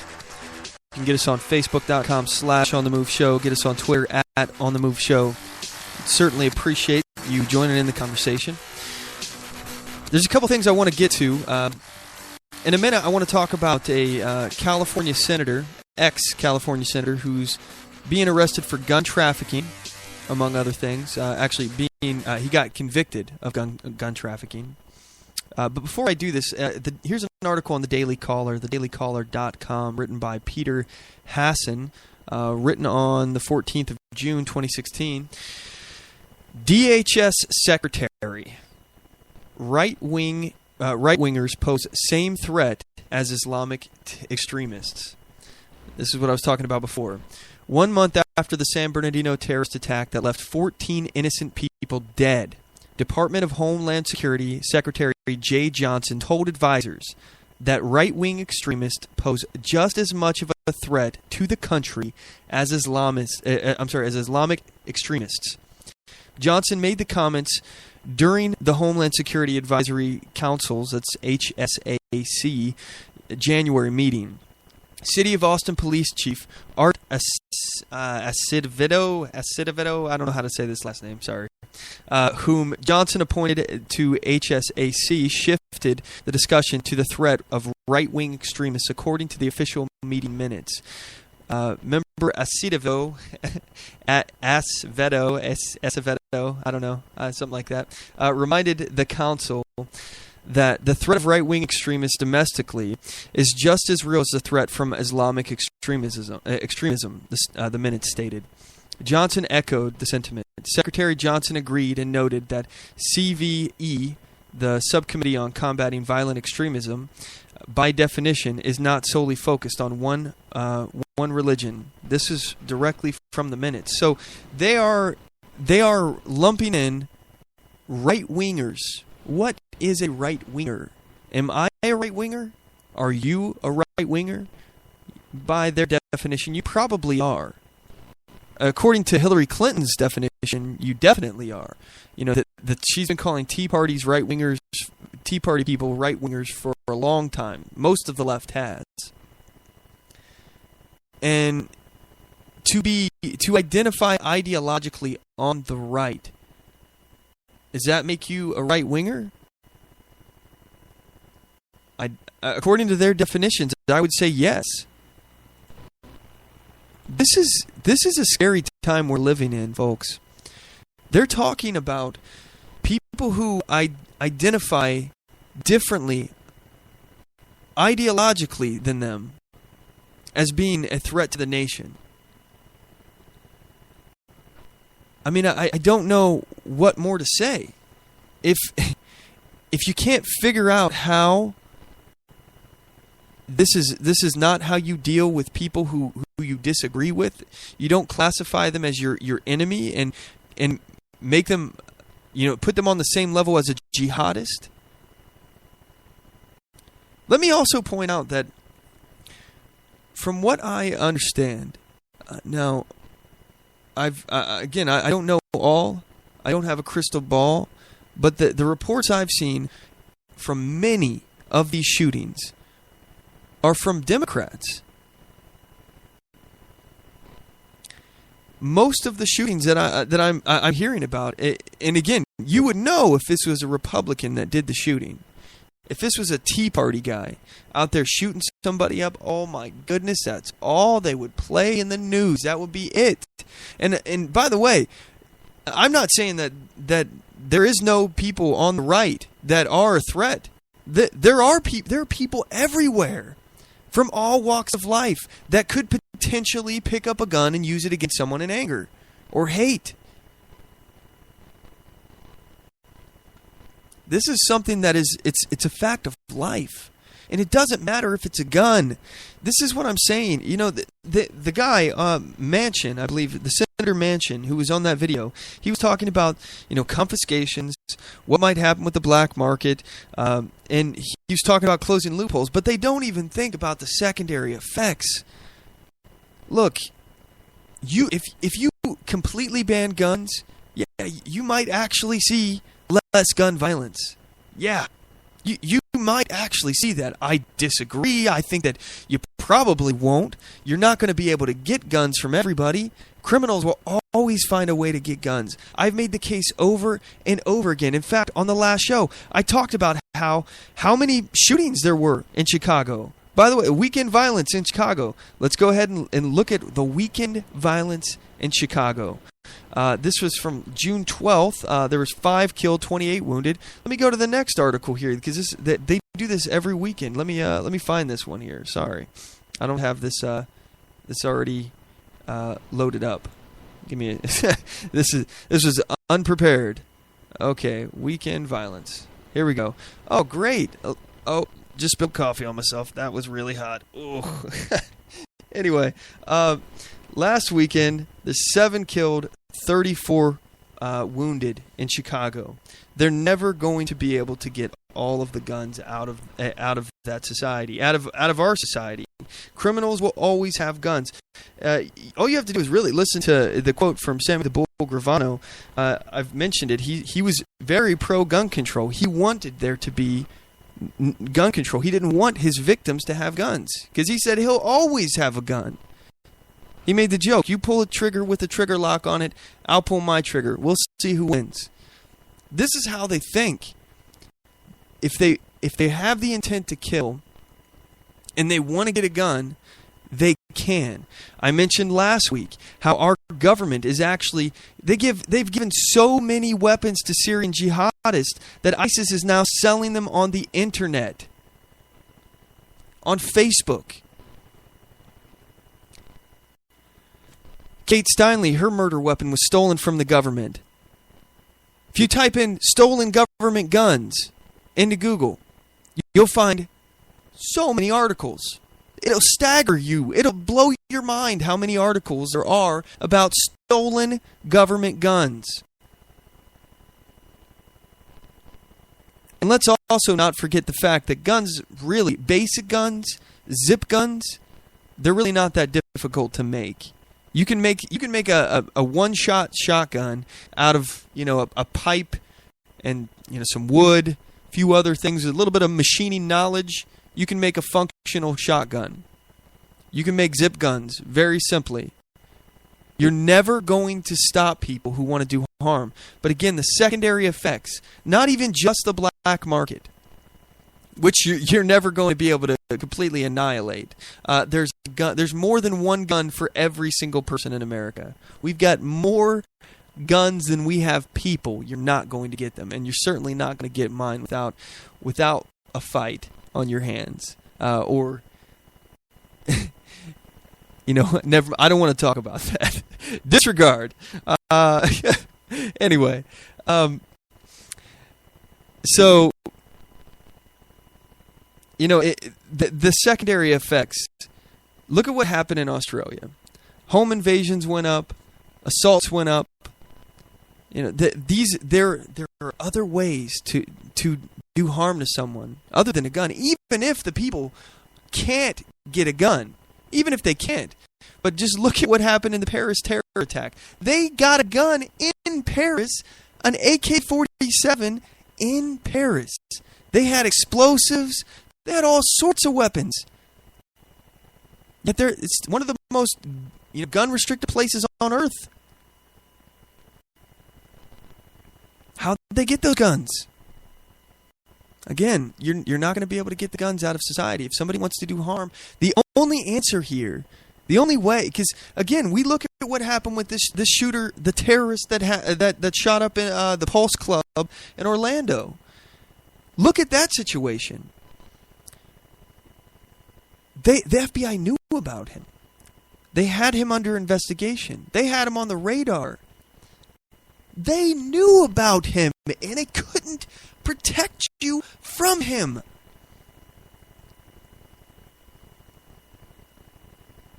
The answer is not to give up more of our liberty. The answer is to encourage people to carry everywhere. We got to get rid of these gun-free zones. They're killing us. They're making us less safe. Every gun law that we pass makes us less and less safe. An armed society is a polite society.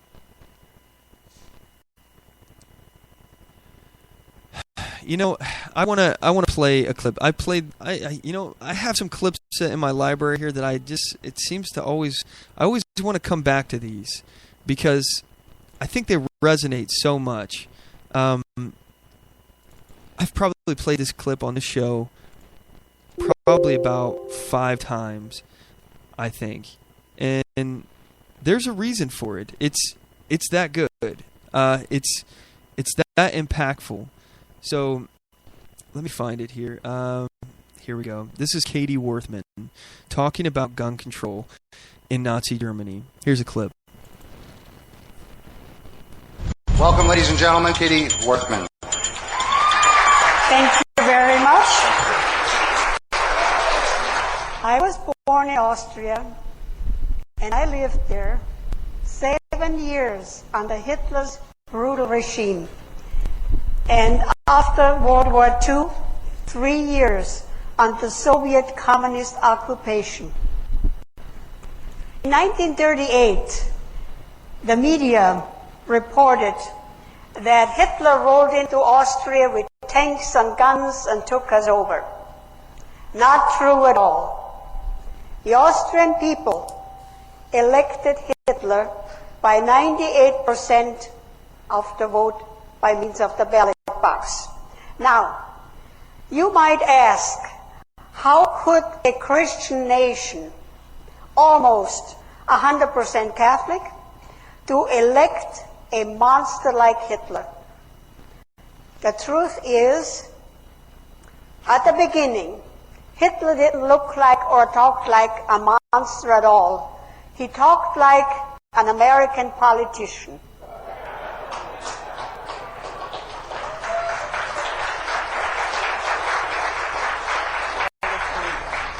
We also had gun registration. The Austrian people they all had guns. But the government said the guns are very dangerous. Children are playing with guns, hunting accidents happen, and we really have to have total control, safety. And we had criminals again. And this is the argument that they're making now. We have to have total gun control for safety. For safety. The only way that we can trace the criminal was by the serial number of the gun. So we dutifully went to the police station and we registered our guns. Not long after, they said, no, it didn't help. The only way that we don't have accidents and crimes, you bring the guns to the police station, and then we don't have any crimes anymore and any accidents. This is where we're going. I feel like I'm watching something that is so obvious. I'm not crazy, okay? I feel like you're not crazy. We are rational people. We look at evidence, make predictions based on evidence. We talk about how likely things are to happen. But let's understand that freedom did not exist the way it does today. We have allowed ourselves to get so distracted from the way things used to be. Tyranny is now a laughable word. It's comical to people now when you start talking about tyranny. The biggest trick that the government has ever played on us is convincing us that tyranny can never happen. I don't understand how this happened. This was the freest country in the world, and we have compromised already to the point where our freedoms, the way that they're being practiced, are unrecognizable in the way that the document restricts the government. It's already unrecognizable, but yet we're lurching further and further to the point where the Constitution is going to be useless. And we've talked about whether or not that's a failed document or not. Obviously, the document is not enough to protect us. So in that right, it has failed. It is a failed document in that right. But the founders did not expect that document to fully protect us. They expected us to protect us. They knew that at some point we were going to reach a point in our society where we would need to amend it. We would need to renew the Constitution, these principles. And they had faith in us to do that. They were extremely worried and fearful for the country. This was a human experiment. Keep this in mind. This was a human experiment in self-ownership, self-governance. Can you forge your own path? Can you truly be free? And you know what's crazy? Is that in this experiment, we found out that unleashing human energy, human power, based on incentive, it had some pretty interesting effects. It pulled us out of poverty like never before. Capitalism has lifted more people out of poverty than any other economic system there is. Capitalism. It created the groundwork for the Industrial Revolution. It got us to this point where we could forget about how we got here, how things were before. We could just worry about Kim Kardashian's latest tweet or what Kanye West said at the last award show. Capitalism, due process, self-ownership, self-governance, state rights, state sovereignty. These principles are dying. And my quote at the beginning of the show, I know no safe depository of the ultimate powers of the society but the people themselves.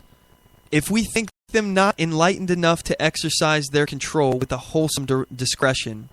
The remedy is not to take it from them, but to inform their discretion by education. This is the true corrective of abuses of constitutional power. I picked this quote for a reason. Our liberty starts on an individual level. Freedom, rights, it starts with the individual. It's all based upon individual.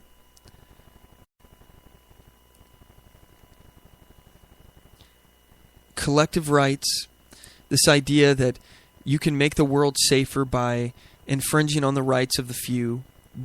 It's the basic idea, and you're going to hear this a lot coming up, gang. If things go the way I think, the needs of the many outweigh the needs of the few. You're going to hear this argument.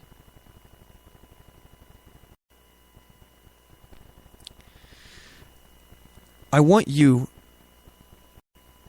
to know that I don't know how this will end, but I am genuinely, I feel an urgency like I've never felt before, because I realize that the conversations have changed. I realize that we're no longer an ideological people. You know, there was a time, this country was founded on the idea that you can do you. You worry about yourself. I owe you nothing, and you owe me nothing. Your property belongs to you. Mine belongs to me. The world's a tough place, and if you want to survive it, you're going to have to work. You're going to have to fight. You're going to have to want to survive it. And if you don't want to survive it, then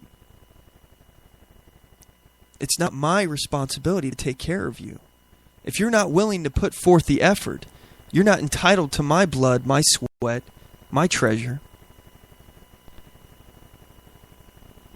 If you're not willing to work, then it's up to you how you get your next meal. And even our founders were talking about how, you know, the poor should not be comfortable in being poor. Benjamin Franklin was talking about this. And again, this is all the idea that the needs of the many outweigh the need of the few. So they demonize big business.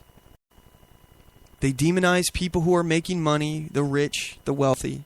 Again, the people who are making money by producing goods and services, that's the only way you create wealth, is to produce those things. When you make it harder to do that, you get less wealth. And wealthy people are the ones who are making jobs on large scales. But this country was founded on individual freedom.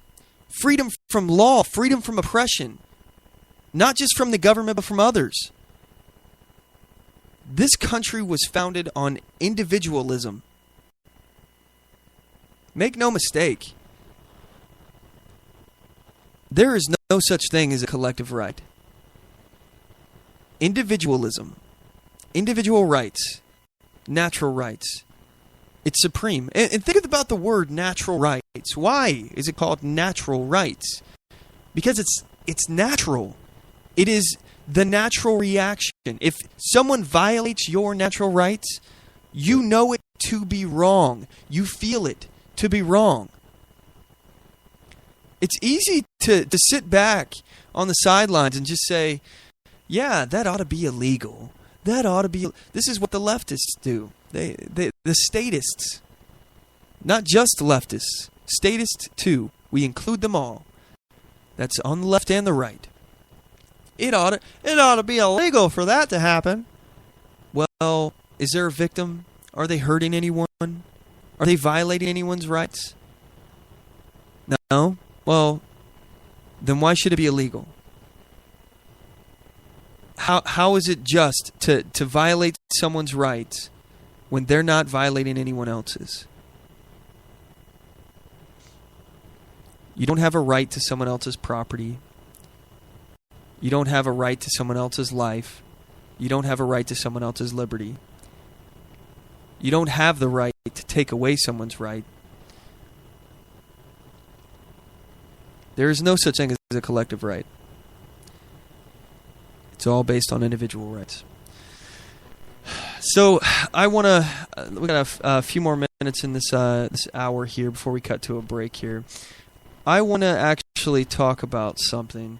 Let's see. We've got the Armed Citizens a Solution here. This is an article on Reason.com in the blog section. This is by J.D. Tussle, I believe. Tusil? Again, horrible at reading names. This is dated October 22nd, 2013, but I thought it was... it hit home for me here. I thought it rang true. The article is titled, Armed Citizens May Be the Solution to Terrorism, says Interpol Secretary General. So...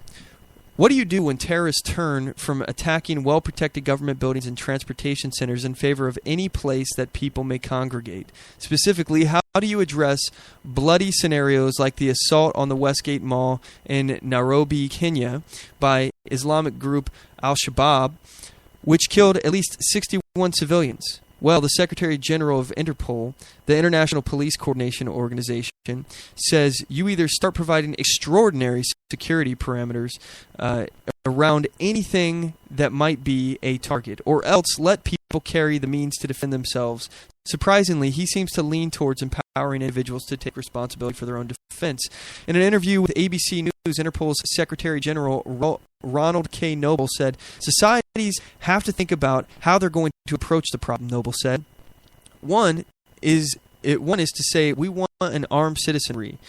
You can see the reason for that. Another is to say enclaves are so secure that in order to get into the soft target, you're going to have to pass through extraordinary security. Enclaves translates as any place people gather, which could be a mall, theater, supermarket, a town square. That's an awful lot of secure perimeters to set up. No doubt, plenty of police unions and politically well-connected private security companies would love to see that effort made. But are you really going to throw a cordon up around every time a few people gather to chat about the weather or have a barbecue? Unusually, for a government official, he was the Undersecretary for Enforcement of the United States Department of the Treasury, in charge of the Secret Service as well as the ATF. Noble obviously sees that as a bit of a daunting challenge. He adds, ask yourself, if that was Denver, Colorado, if that was Texas, would those guys have been able to spend hours, days shooting people randomly, Noble said, referring to the states with pro-gun traditions. What I'm saying is that it makes police around the world question their views on gun control. It makes citizens question their views on gun controls. You have to ask yourself, is an armed citizenry more necessary now than it was in the past with an evolving threat of terrorism? This is something that has to be discussed. For me, it's a profound question, he continued. People are quick to say gun control, people shouldn't be armed, etc., etc. I think they have to ask themselves, where would you have wanted to be? In a city where there was gun control and no citizens armed if you were in Westgate Mall, or in a place like Denver or Texas? I'd answer that allowing people to proactively respond to threats has always been a better idea than trying to anticipate what assailants might consider to be an easy target. You can't fortify every gathering on the planet, and each security perimeter would still have potential victims within it for enterprising terrorists who can penetrate extraordinary security. I think that is a very prescient article. I'm going to go ahead and post it on our social media, Facebook, Twitter, all that good stuff. You guys can check out the rest of the article yourself. Again, that's Reason.com. Good article you can check out for yourself. But anyway, we're going to cut to a commercial break. When we come back, we're going to enter into the third hour of the program. This is the Overdrive Hour. I have a few more things on the agenda, on the docket that I'd like to talk about. So you guys don't want to go anywhere. We'll be right back. Oath Keepers is a nonpartisan association of current active duty military, reserve, guard, veterans, peace officers, and firefighters who will fulfill the oath we swore. With the support of like-minded citizens, who take an oath to stand with us, to support and defend the Constitution against all enemies, foreign and domestic. So help us God. Join us at oathkeepers.org.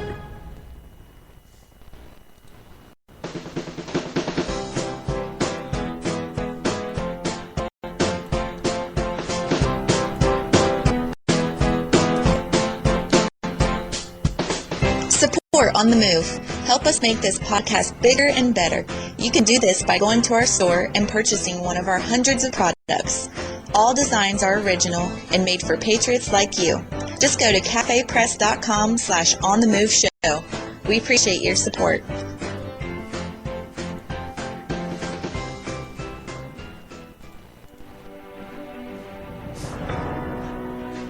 Hi, I'm Latasha Worley, and I work with candidates to creatively and effectively communicate their message to voters. I offer professional graphic design services from yard signs to flyers, from logos to vehicle magnets. Email me today at latashaworley@gmail.com. That's LATOSHA Worley@gmail.com for a quote on items for your campaign.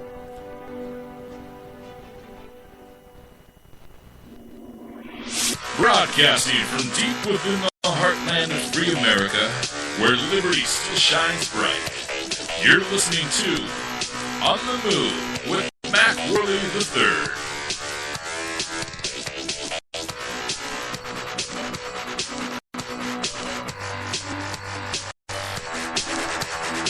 So before we get into this California Democratic senator, ex-senator now, who was busted gun trafficking, I want to talk about Obama's reaction here to us being attacked.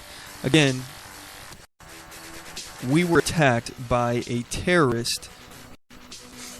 And oh, by the way, we're going to be attacked more. There will be more of this to come. We haven't seen the end. It's not like anything that the government does. Any response will change the fact that they're going to try to attack us again. And as the Reason article I just read was talking about, enterprising terrorists who can somehow defeat extraordinary security. Keep in mind, nowhere is completely secure. Even the TSA fails like over 80% of the time. I think the last time I heard it was like over 90% of the time. 96%, if I'm remembering that right, have a failure rate of catching weapons. They can't protect you. All they're doing is creating these little areas that they know everybody has been disarmed on the way into. Now look, I personally, if a private company wants to have their own business or something, a gun-free zone, that's up to them. There should be no place in our country that the government says that we can't carry a gun. We specifically have an amendment in our Constitution before all the other amendments. All right, the second one, pretty damn quick in the process there, the amendment writing process. Talking about how they can't restrict this right. They can't infringe upon it. The right of the people to keep and bear arms shall not be infringed. You know, the left, they try to obfuscate and say, oh, well, they mean people in a militia. But as you dive more into the substance of this amendment, again, I've had conversations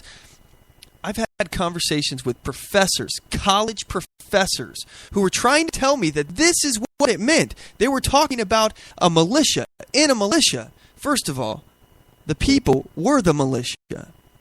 That's who was in it. Able-bodied men in the militia. Everyday people. They had a day job. They may have been a blacksmith or something. They may have been, a bartender. They may have owned their own tavern. Who knows? But if the militia was called up, they grabbed their gun and came running. It was everyday people in that militia, first of all. But it doesn't say in a militia. It says the right of the people. And you don't even have to look just at the amendment. This isn't one of those things that it gets more cloudy as you dive into the source material. If you look at the debates that took place at the Constitutional Convention, I mean, it becomes even more clear that the founders believe that this right shall not be infringed. We have founders that have written letters talking about how people should be able to own cannons. I mean, that was a tank of the time. Imagine that. That would be like them saying that you should be able to own a tank. Again, I think you should be able to own a tank because, first of all, if somebody really wants to get a tank and they have the resources and the money, you're not going to be able to stop them. You can't prevent someone from getting a tank. There's tanks out there on the black market. Somebody can buy it if they really want it. You can't stop them. Just like the nuclear weapon argument. Yeah, if somebody had the resources to buy a nuclear weapon, you're not going to be able to stop them. Hell, the Soviet Union is missing about, I think I remember it was like 1/3 or 2/3 of their nuclear weapons. After the fall of the Soviet Union, they're just gone. Nobody knows where they are. There's all these documentaries I was watching not too long ago about how plutonium and uranium have just vanished over there. Nobody knows where it went. Oh, who knows? Maybe we'll find out one day with a terror attack. Again, you're not going to be able to stop every threat. So what's the point? The only way, I can understand the argument for nuclear weapons because that, but against people having them, but it doesn't matter. It doesn't matter what once you start playing on this level, all right. If you start actually trying to prevent people at this level from getting things that they want, it's not gonna. They have the money, they have the resources, they could find the people. You can't keep everyone safe. You absolutely cannot. The only way to do this is like in The Walking Dead, where I talked about before.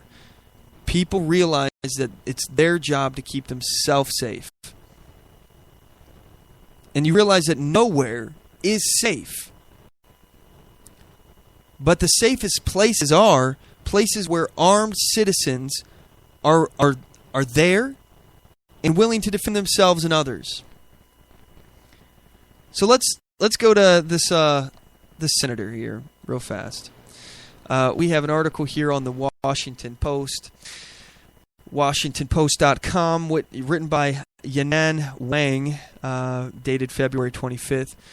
Ex-California Senator or State Senator Leland Yee, gun control champion, heading to prison for weapons trafficking. So here's the deal with this. I'm not going to read this whole article because honestly, I don't really like the Washington Post. Call it the Washington Compost. But this guy has been under investigation for this for quite a while, and he's on charges now. He's been convicted now and sentenced to 5 years. Now, I made a post about this. I actually want to read some of your responses here. So, Yee received a 5-year prison sentence for accepting bribes and trafficking in arms. All right. So, there's obviously the whole conundrum there, where he's a gun control advocate. On the left, again, these people, they don't care about the guns being on the street. This guy was responsible for putting very, very serious weaponry on the streets in the hands of criminals. All right? This is not just, selling guns without a background check. He was part of the gun trafficking. This is... It's very hypocritical, obviously, but it just goes to show you that they do not care. They don't actually care about what they say they care about. But my post on here, I said, a corrupt politician sells influence and illegally traffics firearms and only receives 5 years. How is that possible? Meanwhile, Weldon Angelos is serving a 55-year mandatory minimum sentence for simply having a firearm while selling pot.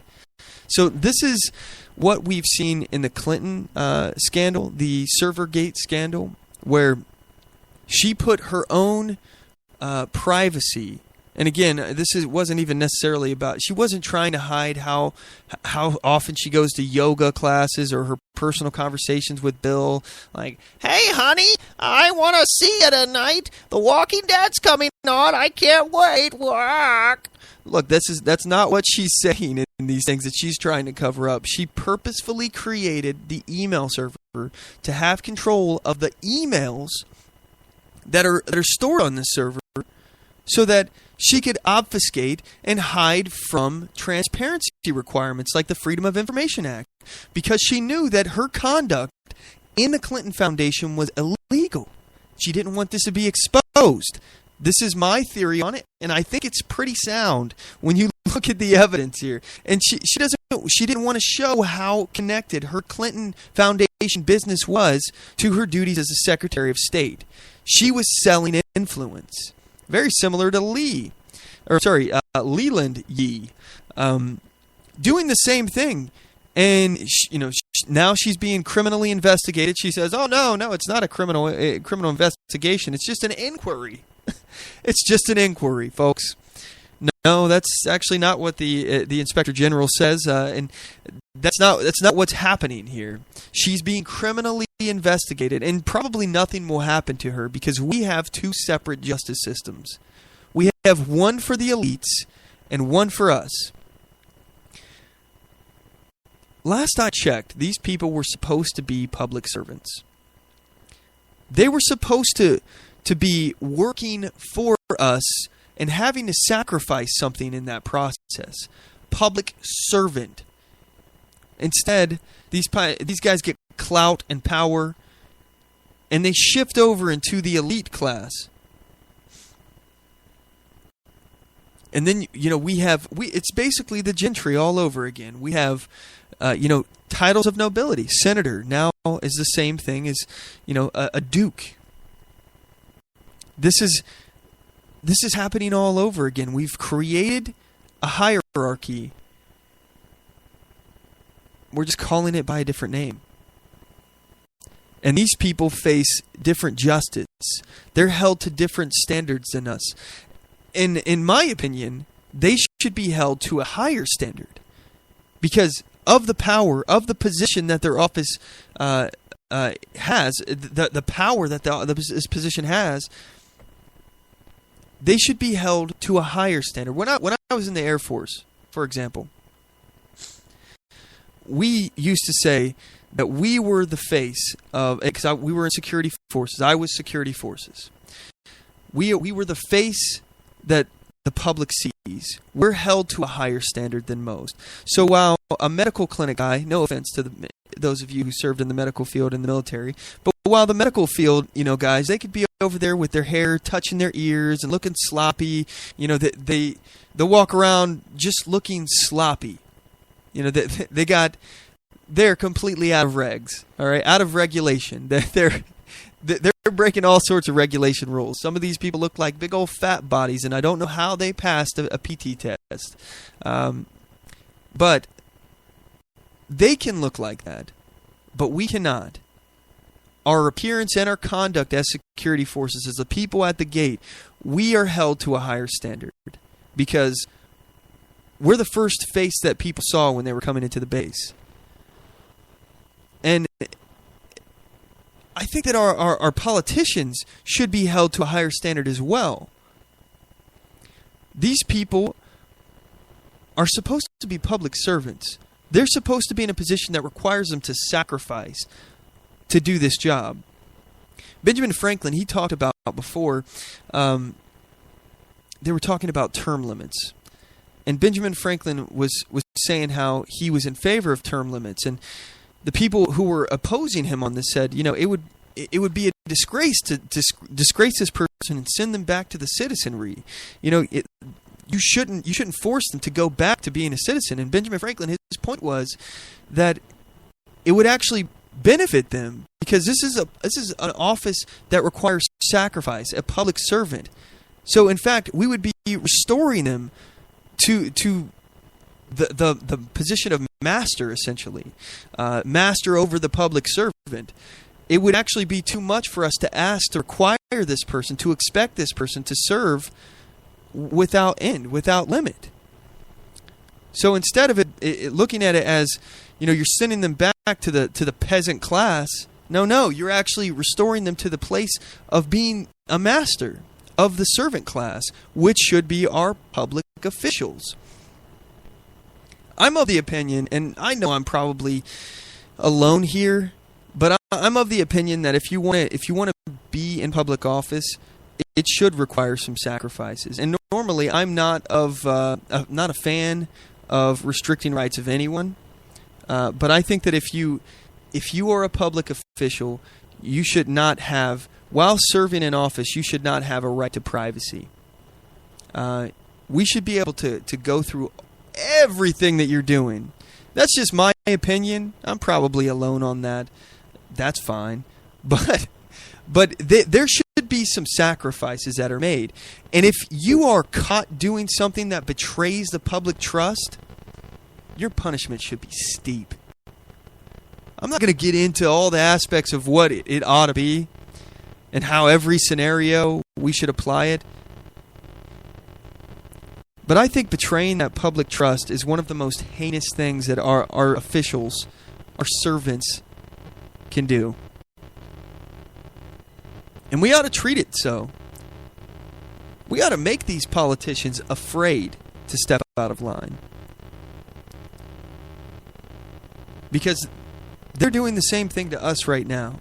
And, normally I'm not a slap for a slap or, an eye for an eye. But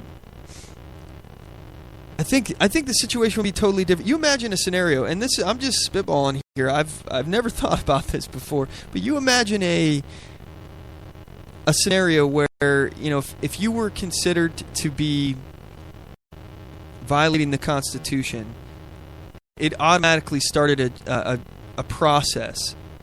It automatically starts. It's required. It must be started. Investigation must be conducted. And if you're found guilty, jail. Jail. If you're as a public official suggesting that we should violate, encouraging, calling for the policy of restricting the Constitution, you violated the public trust, jail. If that was a very low standard, you imagine how different things would be? Having it be such a low that all you had to do was suggest we violate the Constitution as a public official and you go to jail? Wow. That would be pretty crazy. And maybe there will be some, you know what, I'll think about this some more. Let's think about how this could go wrong, all of the negative side effects that could go wrong. But I can't think of very many how it would be bad for us, the citizenry. I think it would be terrible for the politicians, but hey, there ought to be some sacrifices made by these people. Maybe they shouldn't be allowed to advocate for their free speech. I don't know. I'll think about this some more because this, I'm not a fan of restricting rights. But the people who do restrict the rights are the politicians. And we got to look at them as the government. That maybe this would be a check and a balance on government. Something to think about. I'm not necessarily calling for that. But anyway, just wanted to point it out. Okay, so Leland Yee. He, again, going to jail for 5 years, has different standards for himself than we do. Now, again, we have somebody who's serving 55 years mandatory minimum sentence for having a gun while selling pot. His name is Weldon Angelos.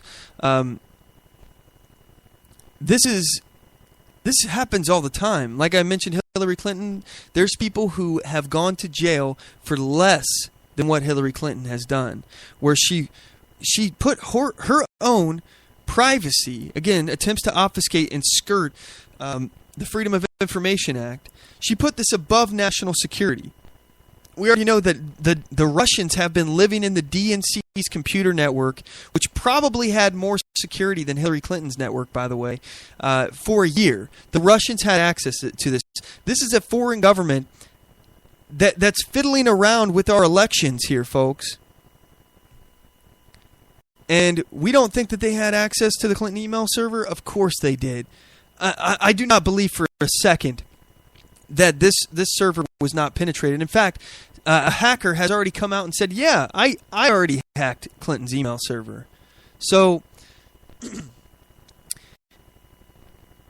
here's my question. Why are we allowing these public officials to get off scot-free, essentially? 5 years, that's a slap on the wrist. 5 years for selling government influence? You're accepting bribes. Five years just for that? That's an insult. That is seriously, that's a travesty of justice.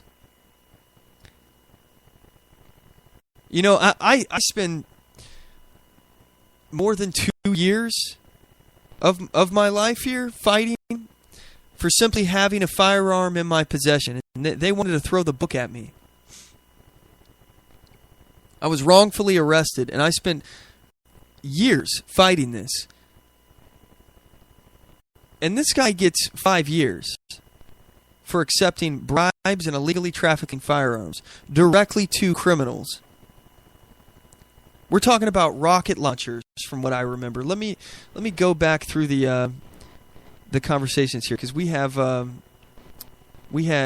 few things. Here we go. Steve on Facebook, he made a comment here. He's a government official that took bribes and was part of a cartel to import personal protection weapons like rocket launchers into the U.S., and he only got 5 years. Rocket launchers, folks. And they don't want you to even have an AR-15. Rocket launchers. When you create these power systems, these systems, these positions of power, there's going to be corrupt individuals who look for that, who look to gain control over other men. That's why these systems are what is the threat to our country. The systems. It has nothing to do with gun violence. It has to do with the systems. Like with Islam, they've created within ISIS a caliphate. It's a system of power. So now ambitious men who are looking to have control over other men and gain power, money, all of that, now they have a system in which that they can align themselves with to get what they want, to get power. I mean,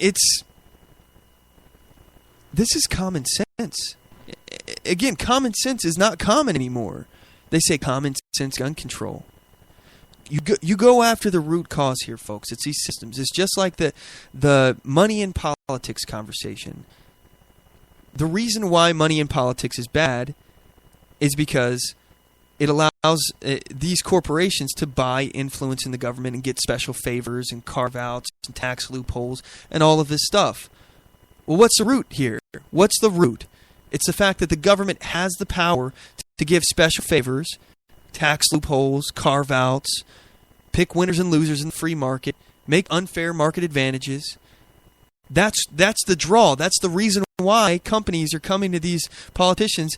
That's why people are giving bribes to corrupt politicians like Yeeland. I'm sorry. Whoa, crap! Forgot this guy's name.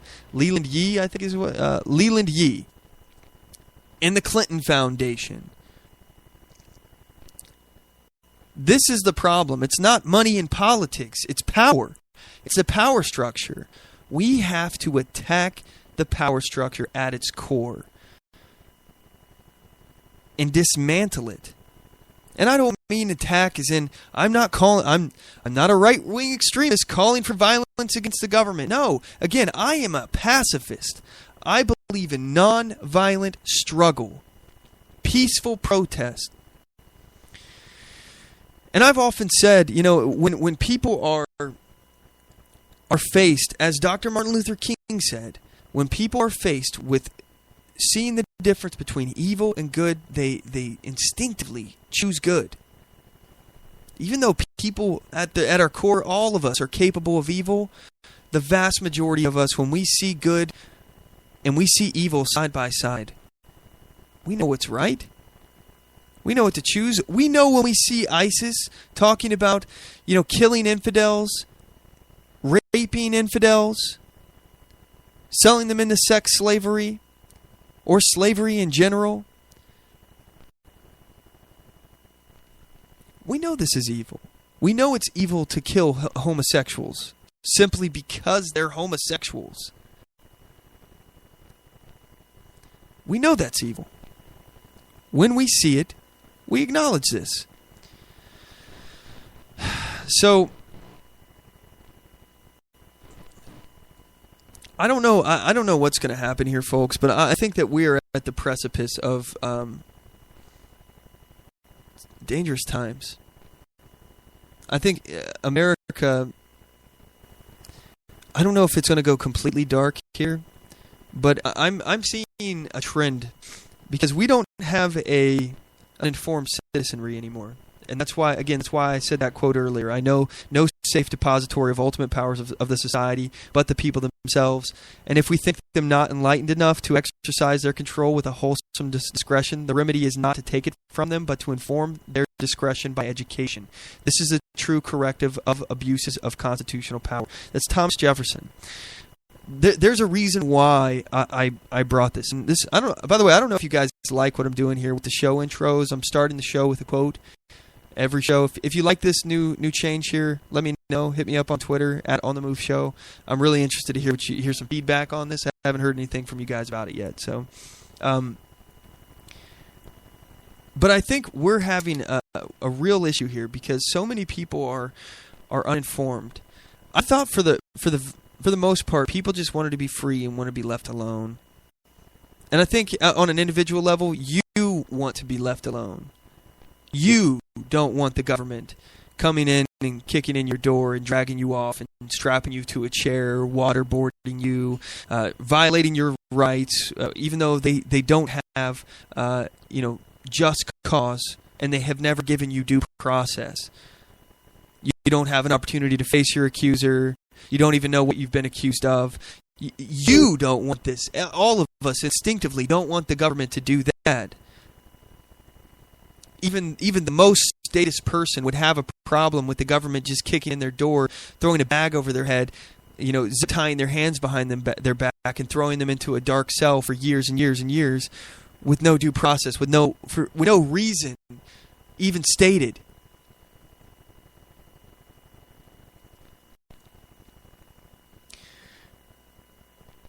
I think instinctively we all know this, but it's hard. It's harder today to convince people that that's not okay to do to someone else, because I don't think people think about these things,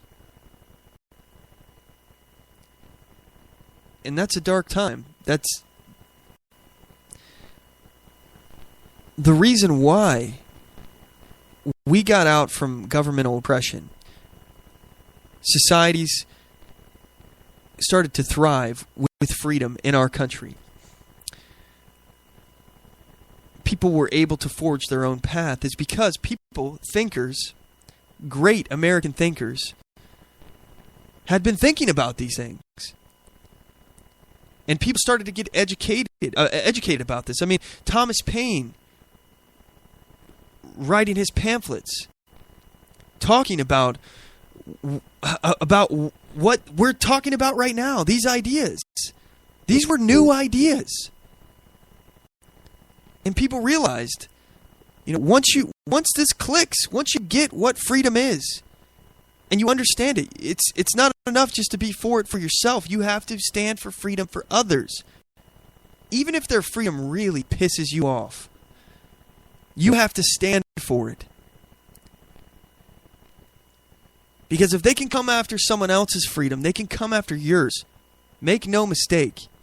This terror watch list will grow. The no-fly list will grow.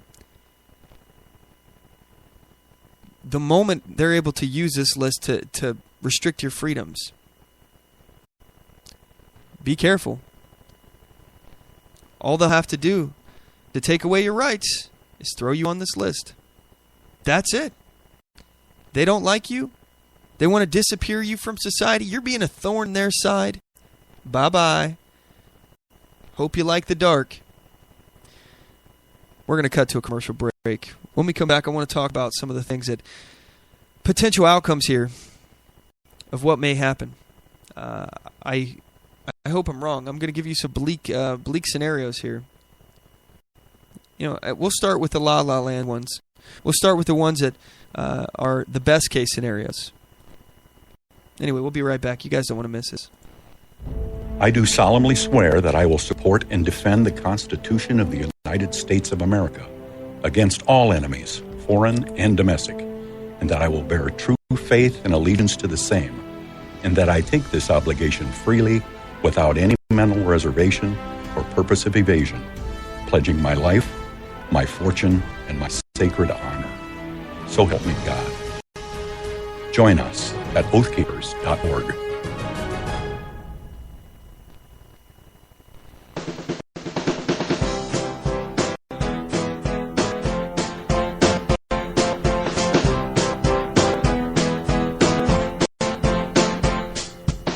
Support On The Move. Help us make this podcast bigger and better. You can do this by going to our store and purchasing one of our hundreds of products. All designs are original and made for patriots like you. Just go to cafepress.com/onthemoveshow. We appreciate your support.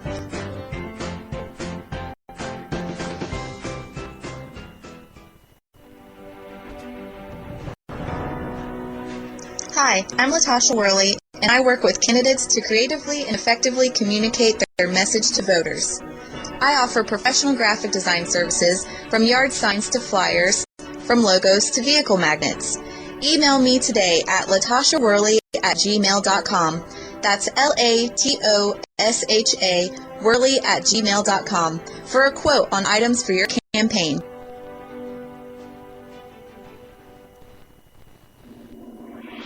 Broadcasting from deep within the heartland of free America, where liberty still shines bright. You're listening to On the Move with Mac Worley III.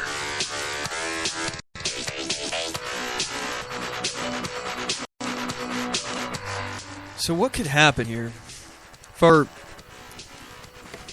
with everything that's going on in the world? I want to, go a little Chicken Little on us here. The sky is falling, oh my God. But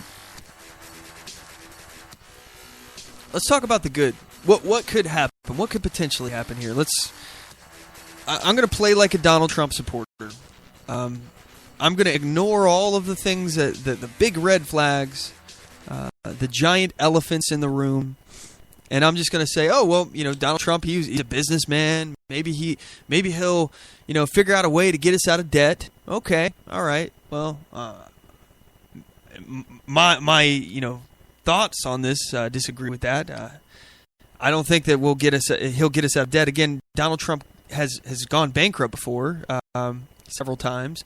So, that doesn't necessarily mean that he's the best businessman in the world. Donald Trump is great at branding. He's a real good person at branding his name and doing things like that. Although Donald Trump, he's also not very smart at the branding as far as picking things that always work. He'll throw his name on any damn thing, and Trump Steaks, Trump Magazine.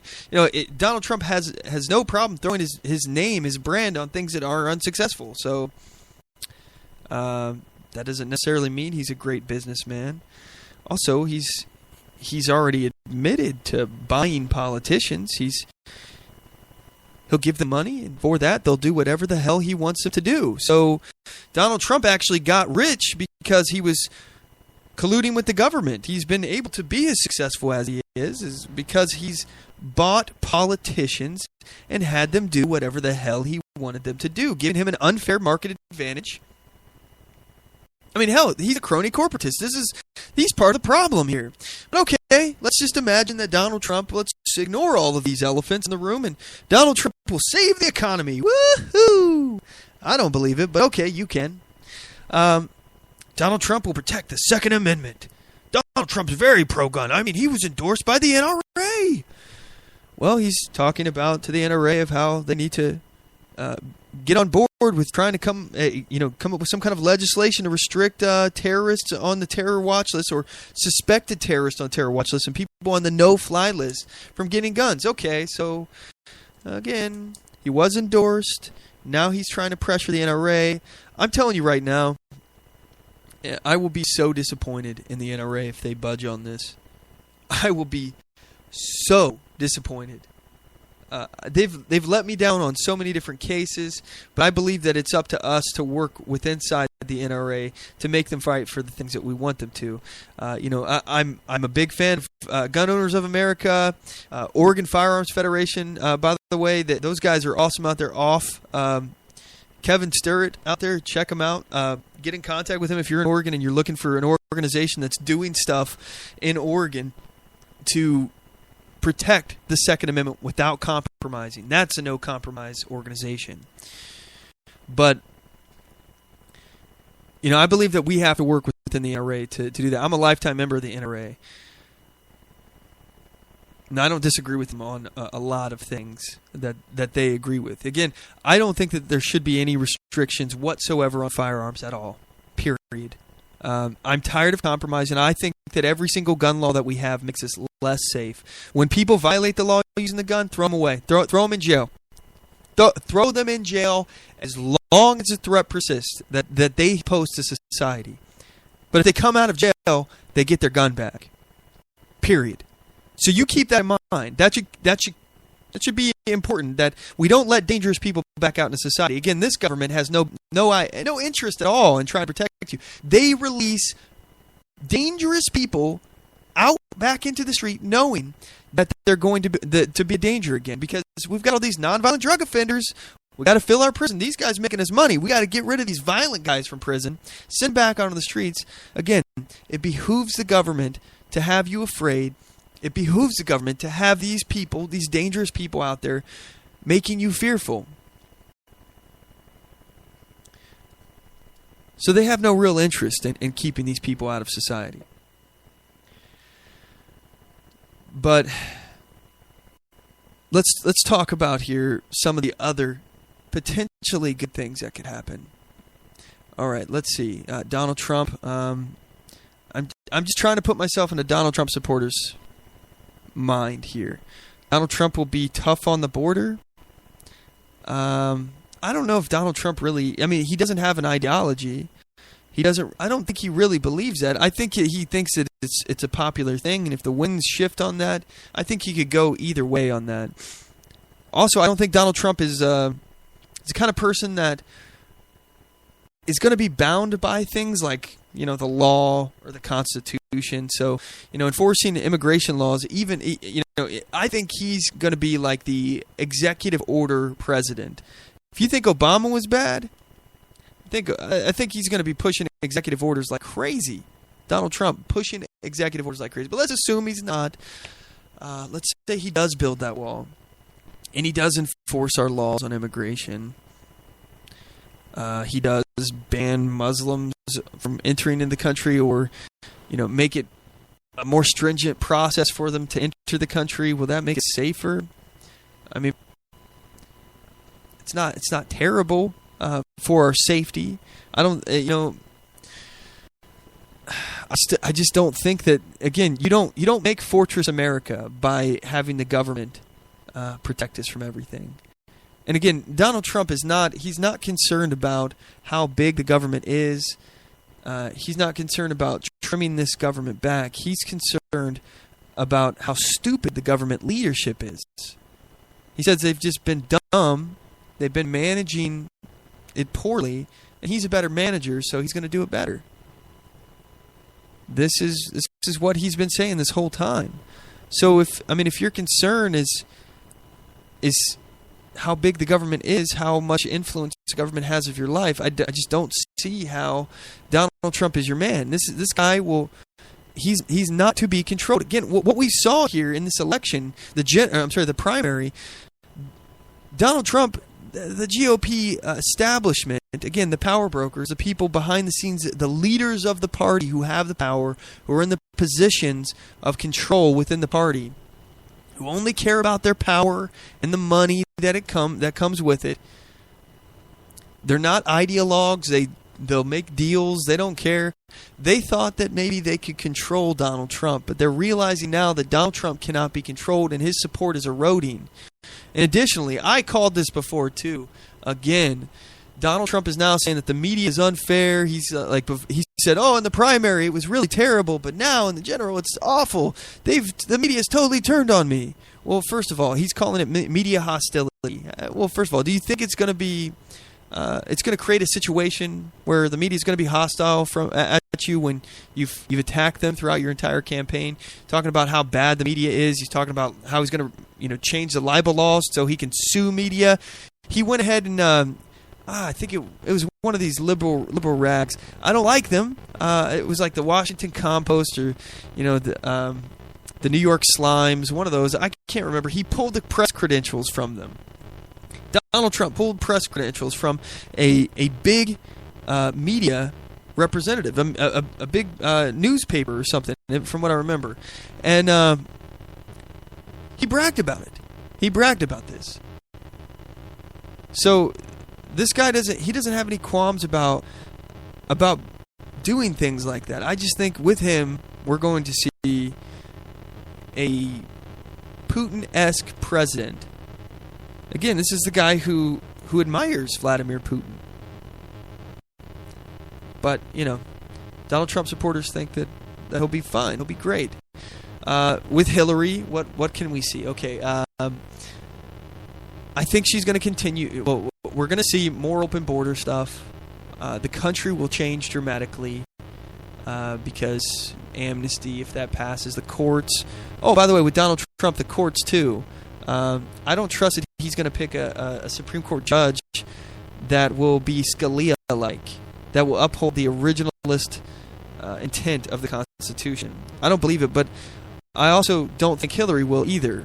So at this point, I'm starting to think that, the Constitution is a big deal. That the Supreme Court having a vacancy, very big deal. And there's going to be more vacancies coming up. And we've won by one justice on big issues lately.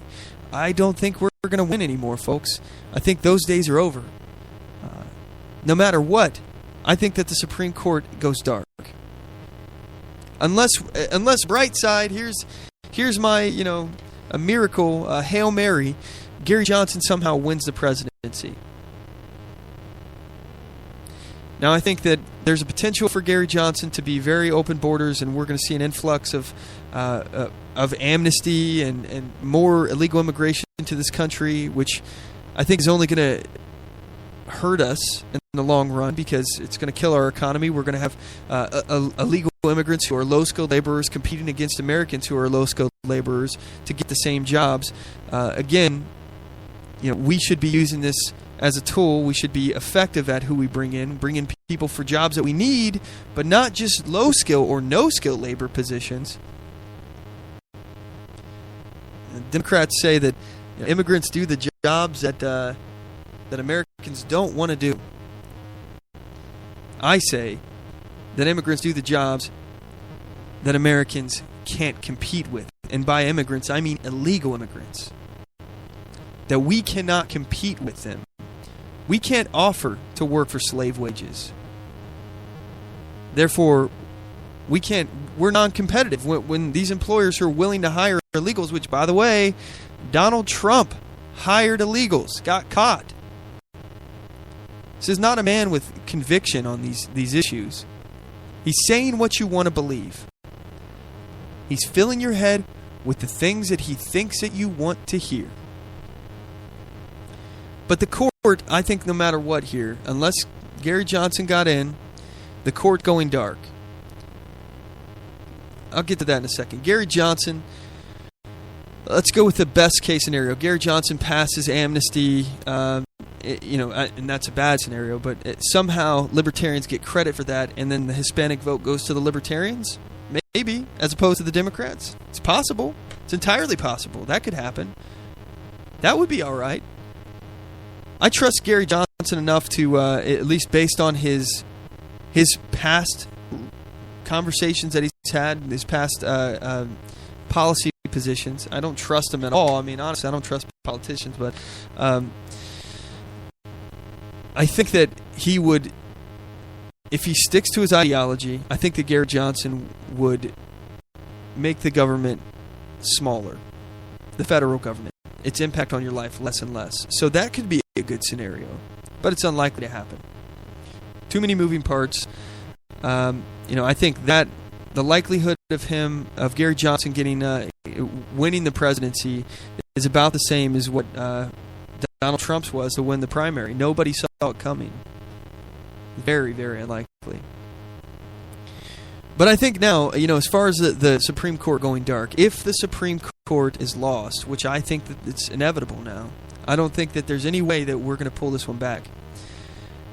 We could focus our efforts in other ways. The presidency isn't as important as, at least in 4 years, the next 4 years, it's not as important as we might think it to be. We can focus at a local level, make sure that our governors, our local politicians, our city councils, our sheriffs, local state senators, that they're not going to support any kind of gun control.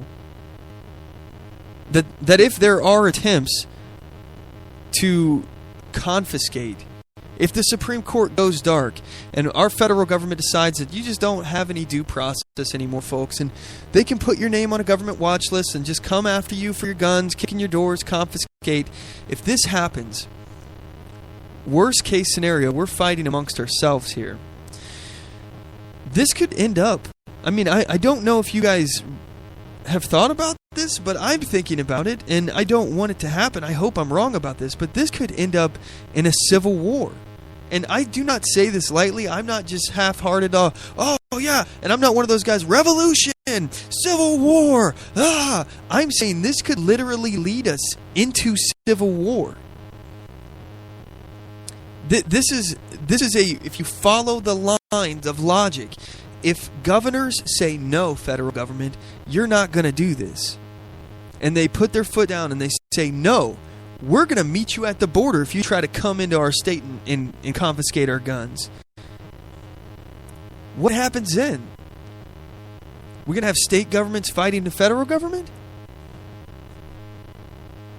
What happens if a state does not consent to what the federal government wants? And there's no recourse. Remember, there's no the Supreme Court. If the Supreme Court goes dark, there's no recourse other than changing the Constitution. But if they interpret the Constitution, if they just decide that people don't have a right to bear arms, even though the Constitution says the right to bear arms, the right of the people to bear arms shall not be infringed. What good will it do if the Supreme Court is the arbiter of what is constitutional and what is not? And if they keep going against it, even if we change the Constitution to overturn their decision, they can just reinterpret the Constitution however they want. So what do we do? Again, I think that one issue is that the Supreme Court, there are no term limits on these folks. They sit for life. I don't think they should do that. They should be, in my opinion, they should sit for a 12-year maximum, 12 years.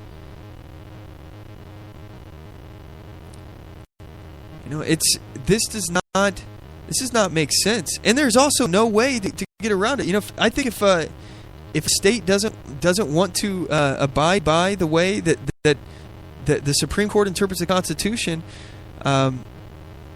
I don't think that the federal government has a right to come in with guns and force them to do whatever they're doing. Honestly, I think that there should be some kind of way for, if like a supermajority of states or something wants to overturn a Supreme Court decision, they should be able to. Or hell, even just a simple majority.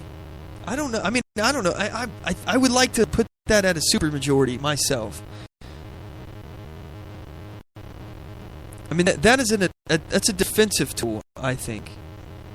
A Supreme Court interpretation. Maybe I look at that as a check and a balance. So there should be a check and a balance on judicial review.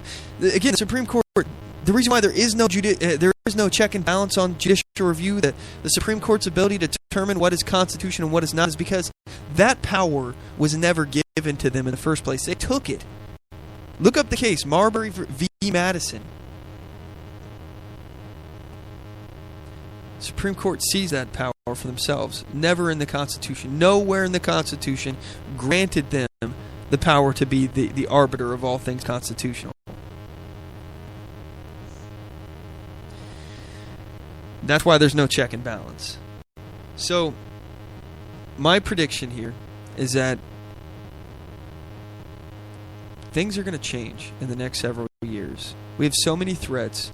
The threat from our own government turning tyrannical, trying to impose their will on the states even further. And I wonder if the states will actually take up a stand. This is my effort now, my renewed effort of making sure that our local officials here in Kentucky know that I'm watching them, and they'll lose my support permanently if they side with the federal government on restricting individual rights here, because the feds can't do it all themselves. Again, the feds can't protect you from everything. They can't be everywhere all at once. Just look at the fact that we've been attacked by terrorists multiple times here. We had the Chattanooga shooting, the San Bernardino shooting, the Orlando shooting. We're under attack by terrorists. They can't be everywhere at all times. So they're going to rely. The people that are going to be kicking in the doors are going to be local law enforcement when they come looking for your guns. We got to talk to them, the door kickers. This is why I think that the Oath Keepers are an amazing organization.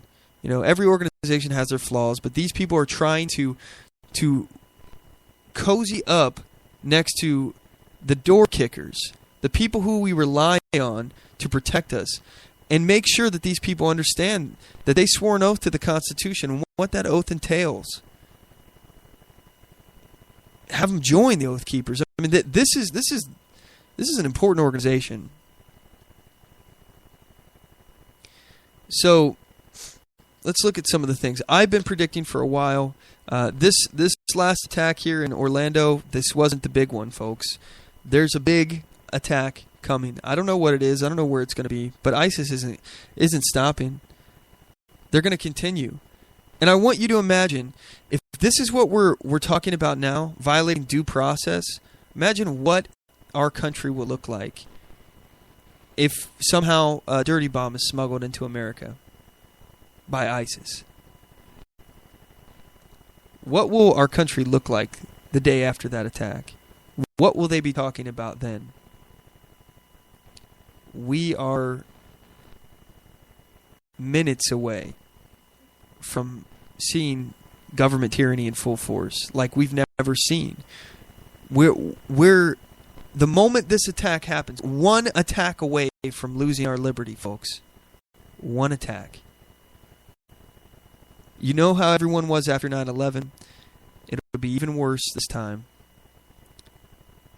So, an ISIS attack can make us destroy ourselves. I mean, it can cripple us pretty badly, destroy our economy. Our economy's on its way there, but these bubbles that we've created, you know, not only will they pop on themselves, and that's a threat in and of itself if the economy collapses, and suddenly the entitlement class, the class the entitled class, the class that thinks that they are entitled to the redistribution of wealth of others, that they are somehow entitled to receive a food stamps in the mail, receive money or services for free. All of these people, once they stop getting this money, this food, these services, these entitlement programs, if the economy collapses and the government can't afford to send these checks out, the riots will be insane. We'll tear ourselves apart. I warn you now, get out of the cities, folks. We do not have much time left. I understand you have jobs. I understand you have lives and commitments. Have a plan, at least, a bug-out plan, to get out of the city when things are going bad, because things are going to go bad. We don't have much time left, I don't think. We've got so many threats. Just one ISIS attack away. Not to mention if the caliphate actually begins to spread, and we're talking about Sharia law engulfing the entire Middle East, spreading up to Europe.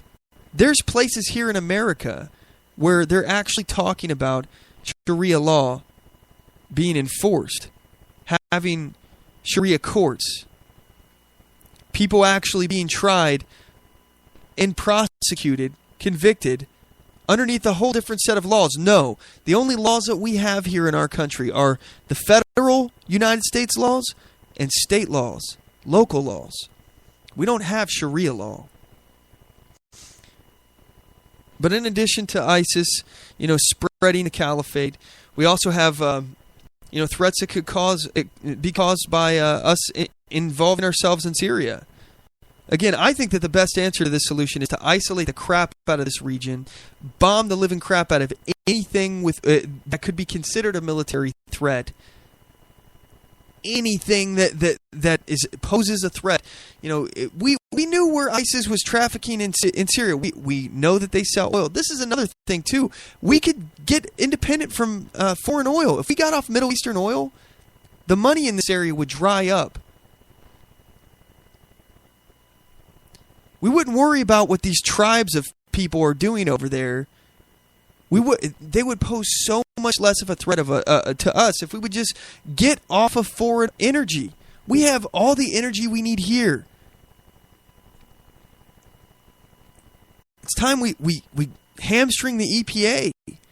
Get them off our backs. Let entrepreneurs respond to the market. That is how you take out ISIS. Unleashing the fury of human beings based upon incentive. They want to make money.